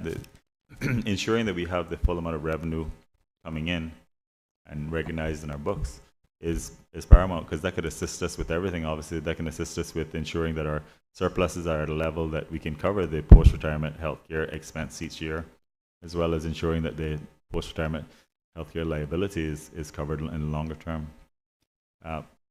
We also want to point out that the actual appointment date, there's a 3-month notice period for the individual, and so he'll join us November 1st. Okay. So I'm going to press you a little bit then now on the issue of the opinion, of Auditor General's opinion. Any sort of timeline and likely dates you think we might be able to get to a point where we can get away from this adverse opinion and at least move to a qualified opinion? And ultimately, I think it's important we have to have the ultimate goal of getting to an unqualified opinion. Certainly, I believe it is achievable, although I notice in the world of you know, government finances and accounting, even the mother country gets a qualified opinion. And for sometimes not dissimilar reasons to the issues we have here. So what are your thoughts?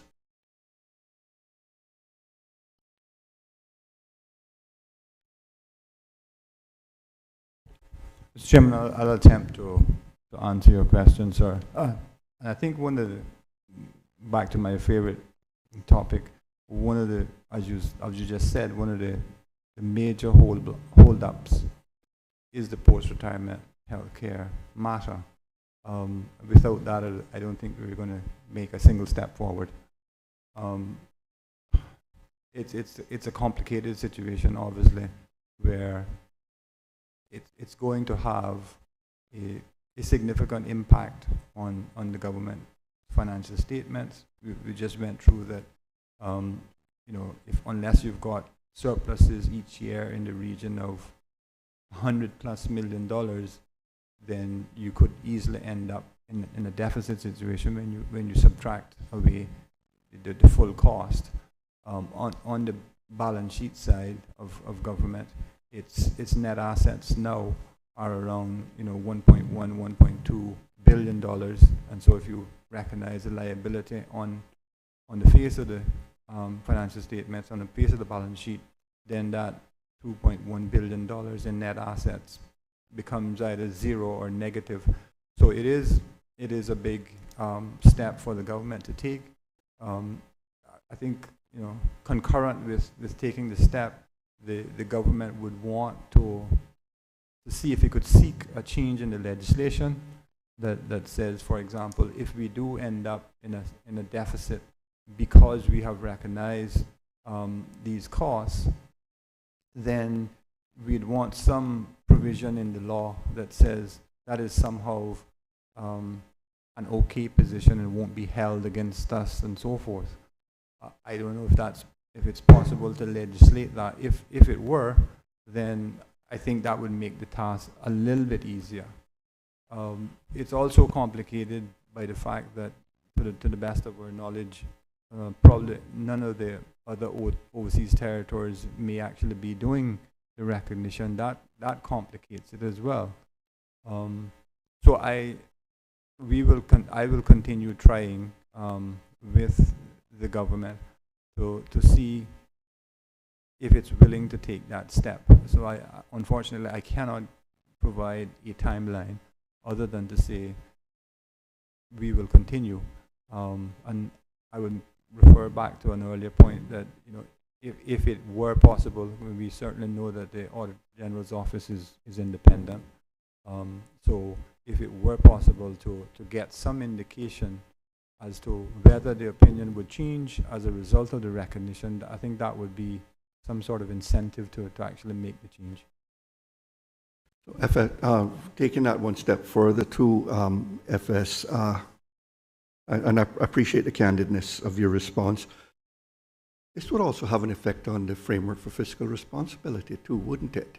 So effectively, you would need the UK buy-in with regard to, so that just throws another, to me, just throws another, an additional element into it. Am I right? Yes, Mr. Chairman. That is absolutely correct. I paused a bit there to remember that certainly the Premier, the current Premier and Minister for Finance has said that he has had verbal discussions, very informal discussions about the possibility of changing the FFR. And so we all know, Mr. Chairman, that a debt servicing ratio of 10% is quite onerous on the government. It's very difficult to do much with that. So I don't foresee that the government will be able to do any external borrowing anytime in the immediate future because we're so close to that 10% limit. And there are other ratios that are, particularly the number of cash days that we have, the minimum of 90 that we have to comply with. Any degree of borrowing in the future would jeopardize either one or both of those, coupled with the expenditure plans of the government. But the Premier has said around budget discussions and so forth, and the comments coming forward as to is it possible for us to is it possible for the government to borrow a bit more? Do we have to live with the 10% limit, Have you had any discussions with the now FCDO? And the Premier's response was, I've had informal discussions with them, but the position, one of the strong positions of the comments back from the ministers in the UK has been, well, you know, the Cayman Islands is a relatively strong performer, and whilst, you know, we might be willing to consider a movement away from some of the ratios that exist now, it's not just the Cayman Islands. It is the other overseas territories too. And so they would become well aware of any change that we make to the FFR with the Cayman Islands, and could very well likely request a similar change. And some of those may be a bit weaker than the Cayman Islands, and therefore we might be a bit more reluctant to do the change.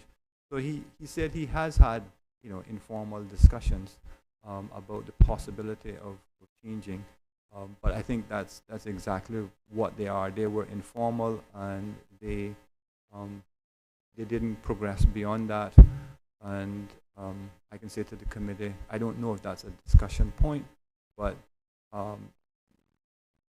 over the next 2 or 3 days, the overseas territories are actually meeting in Miami to have a pre JMC meeting, I think it's called, before going to London in November. And I can't say if it's on the agenda of a discussion of FFR, but it's possible.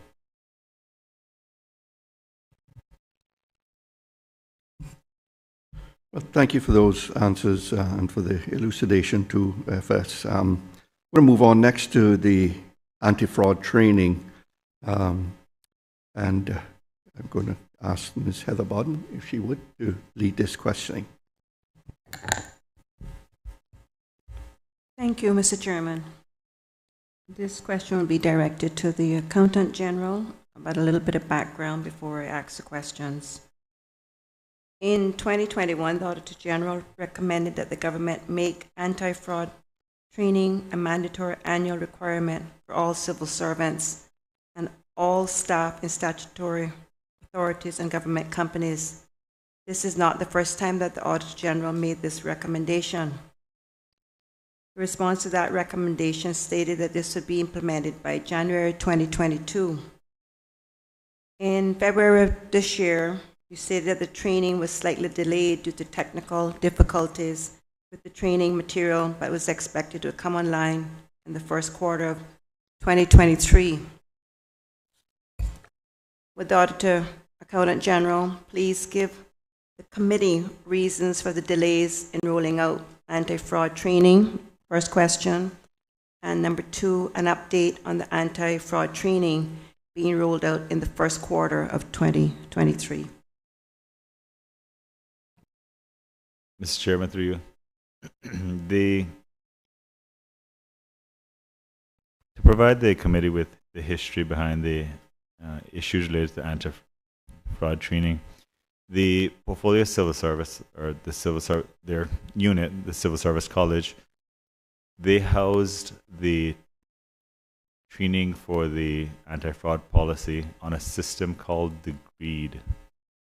Degreed is the name of the portal that they used. So just the word degree with a D on the end, Degreed. However, the Portfolio Civil Service, I believe it's sometime during COVID or right before the whole COVID experience, shifted to LinkedIn. So their training modules were then housed on LinkedIn. During that transition, it seems the anti-fraud training was not transitioned to the new LinkedIn platform, and as a result of that, the anti-fraud training was not readily available to anyone. Coming out of the Auditor General's report, we thought it would be quite easy to ensure that everyone was trained on the anti-fraud policy simply by introducing it through the new employee orientation program, as well as having annual training sessions and including it as part of everyone's performance assessment. performance agreement, sorry. However, because they actually weren't able to find the training we developed, there resulted a number of delays.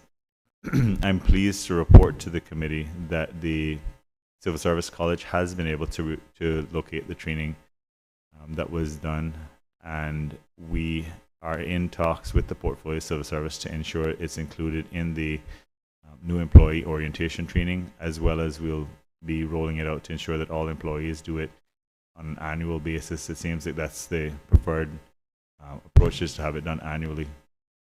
We still have the fraud hotline available as well, so that any fraud can be reported. So there are still avenues for fraud to be reported, and for us to be made aware of it anonymously, that is. So unfortunately, we are in a situation where it was delayed a bit due to technological issues in regards to transferring from one platform to the next. Not the Portfolio Civil Service fault, not the Civil Service College fault. It's just a situation where it kind of fell through the cracks when we transitioned over. And then being caught up with COVID and everything, it was a bit of confusion around it. So it's a commitment we thought we could make and sincerely and easily deliver on, but it turned out to be a bit more challenging due to the issues with actually locating the training. And I'm not sure if any of the committee members have seen the training, but it was quite an interesting training program, because it's a video that you watch. We had civil servants all involved in skits that demonstrated some examples of fraud that you may not actually consider to be fraud, or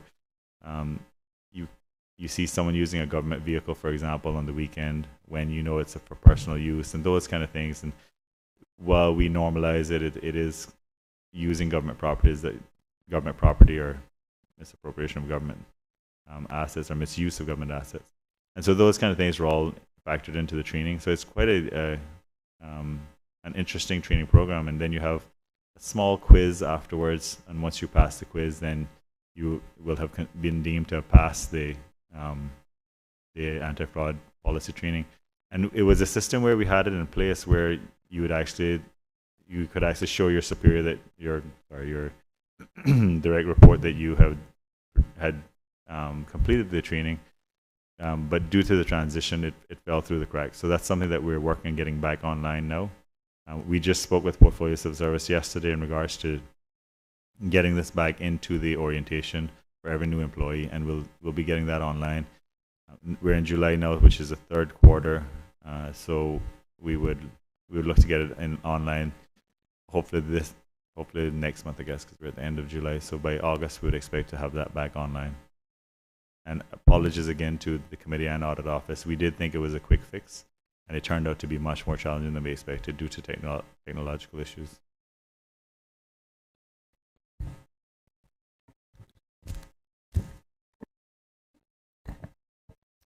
Through you, Mr. Chairman, just have a question. So with regard to the anti-fraud training that's done on an annual basis, and if so, how is that monitored in terms of, is it the ministries that determine whether everyone is on board and everyone has gotten that training? Who monitors that? I believe Mr. Chairman, through you, I believe the best approach would be for Deputy Governor to require everyone undergo the training annually. And so it would then be factored into everyone's performance agreements. So every employee would have a performance agreement that says, part of my job this year is to complete the anti-fraud training. And then their manager then would ensure that that's actually completed. So it would ensure by the end of the year, everyone's gone through the training again. And so it would be on an annual basis is what we're looking to do. It can be repetitive and we'll need to refresh it every so often. But right now, we have a program and it's quite straightforward and it doesn't take up a lot of the employees' time. And just for the committee's knowledge, the current policy has been written in a way that the average person can understand it. This is not technical jargon that only accountants can understand. This is pretty straightforward policy that allows anyone to to understand what we consider fraud and how to go about reporting it and so on. So we tried to make sure it's in layman's terms so that anyone could comfortably understand the policy. But it will be a situation where we try to get it conducted annually for individuals. It's a course where you can sit at your desk and do. It's not something that you need to have a group setting for. We have it set up so that anyone can do it remotely. So it'll be pretty straightforward.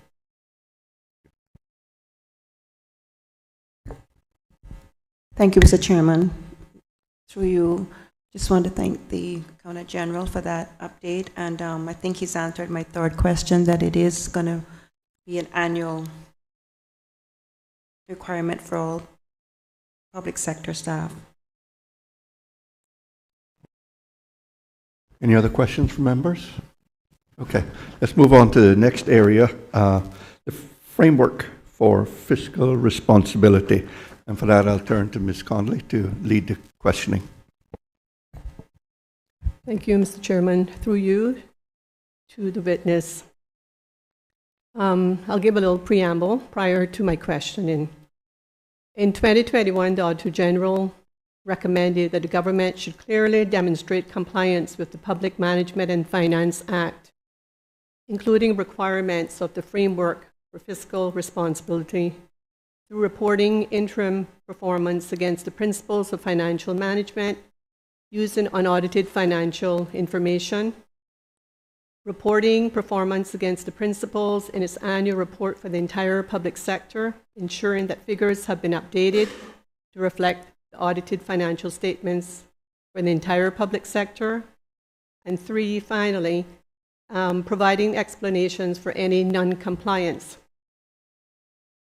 You originally stated that this recommendation would be implemented by January of last year. In June of last year, you stated that interim compliance with the principles would be reported in quarterly reports from Q1 2022, and full year compliance with the principles reported in the EPS for 2020.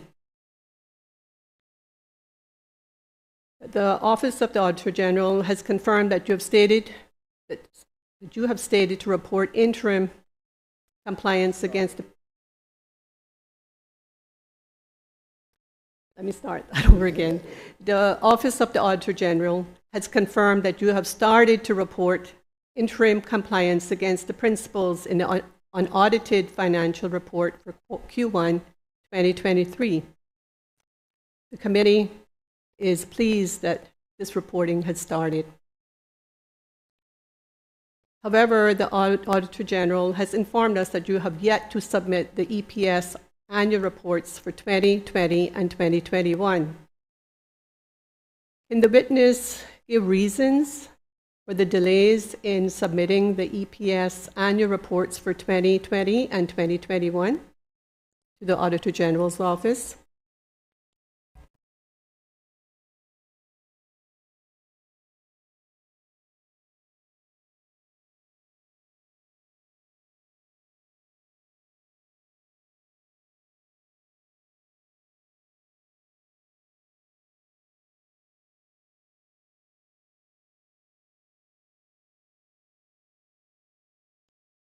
Mr. Chairman, through you, the financial statements for the entire public sector accounts are submitted each year by the 31st of May in compliance with law.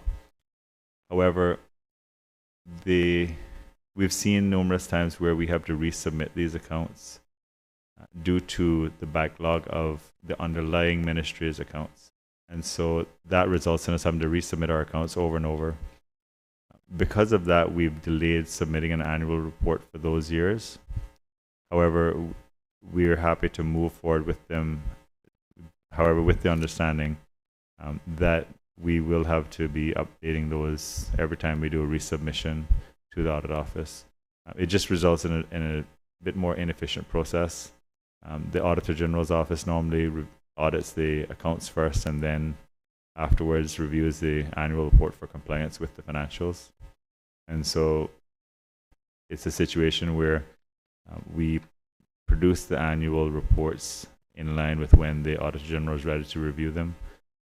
However, we take it on board that technically we should be submitting those annual reports along with the financial statements.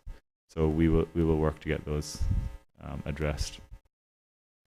Mr. Chairman, I'd also like to point out in regards to the members' first point in regards to the FFR and having that compliance in the quarterly reports.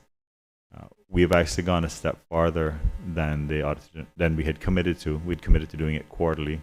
We're actually reporting this monthly to the cabinet, and so we have 2 actual columns in the June report that show full compliance, and those 2 columns show a 12-month period as well as for the 6-month period for 2023.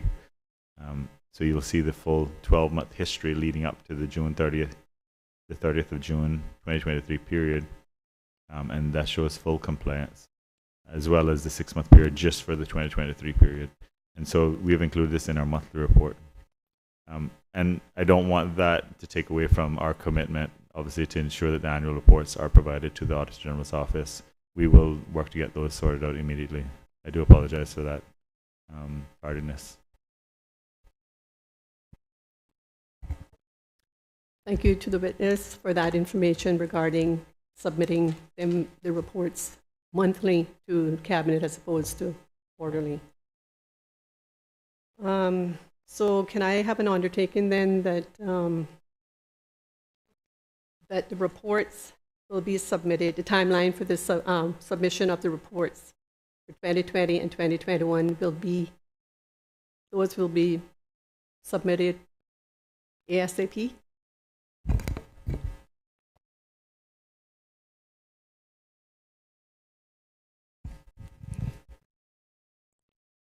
Mr. Chairman, through you, I have my EPS reporting manager with me, Ms. Hewitt Griffiths-Doctor, and she's advised me that we were able to get them done by the end of September. Obviously, they have a number of things ongoing, and we're constantly expanding the monthly report to include additional information, and so their job gets more onerous every month, but she has committed to getting that by the end of September. So we apologize for the delay, and we will get both the 2020 and 2021 annual reports done by that time. Through you, Mr. Chairman, thank you very much for that undertaking and that timeline. We really appreciate it. Thank you. That's all my line of questioning, Mr. Chairman. Accountant General, if I could, you have a question or anything? Okay. The Auditor General signed off on 2019, am I correct? So it's 2021 and it's everything since then. All right, that's all I wanted to seek some clarity on.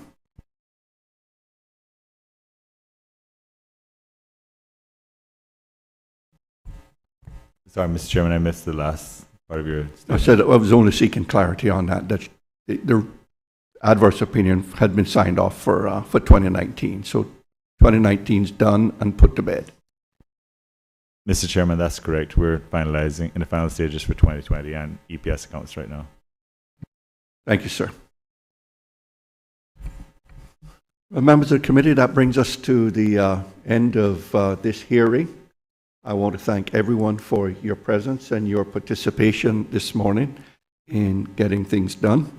And FS, thank you and your team for your presence and for your usual forthrightness in answering the questions of the committee, and recognize that you do have a lot going on your plate right now with the budget deliberations and trying to get everything done and ready to meet the October 25th deadline. I just think about it, we're here to discuss budget, and we had to postpone this meeting twice because of challenges you all faced with budget deliberations and meetings. But I know you all will come through again on the 25th of October. So thank you all very much. Auditor General, thank you. And Deputy Auditor General, thank you. And Manager Yakubi for being here as well. And as usual, thanks to my parliamentary clerk, Susan Burke, for your work and your support. So this concludes the public element of this hearing today. So, members, thank you all again, and we will break for lunch now. Thank you, Mr. Chairman. On behalf of the finance team here, thank you, and the committee members and the Auditor General staff.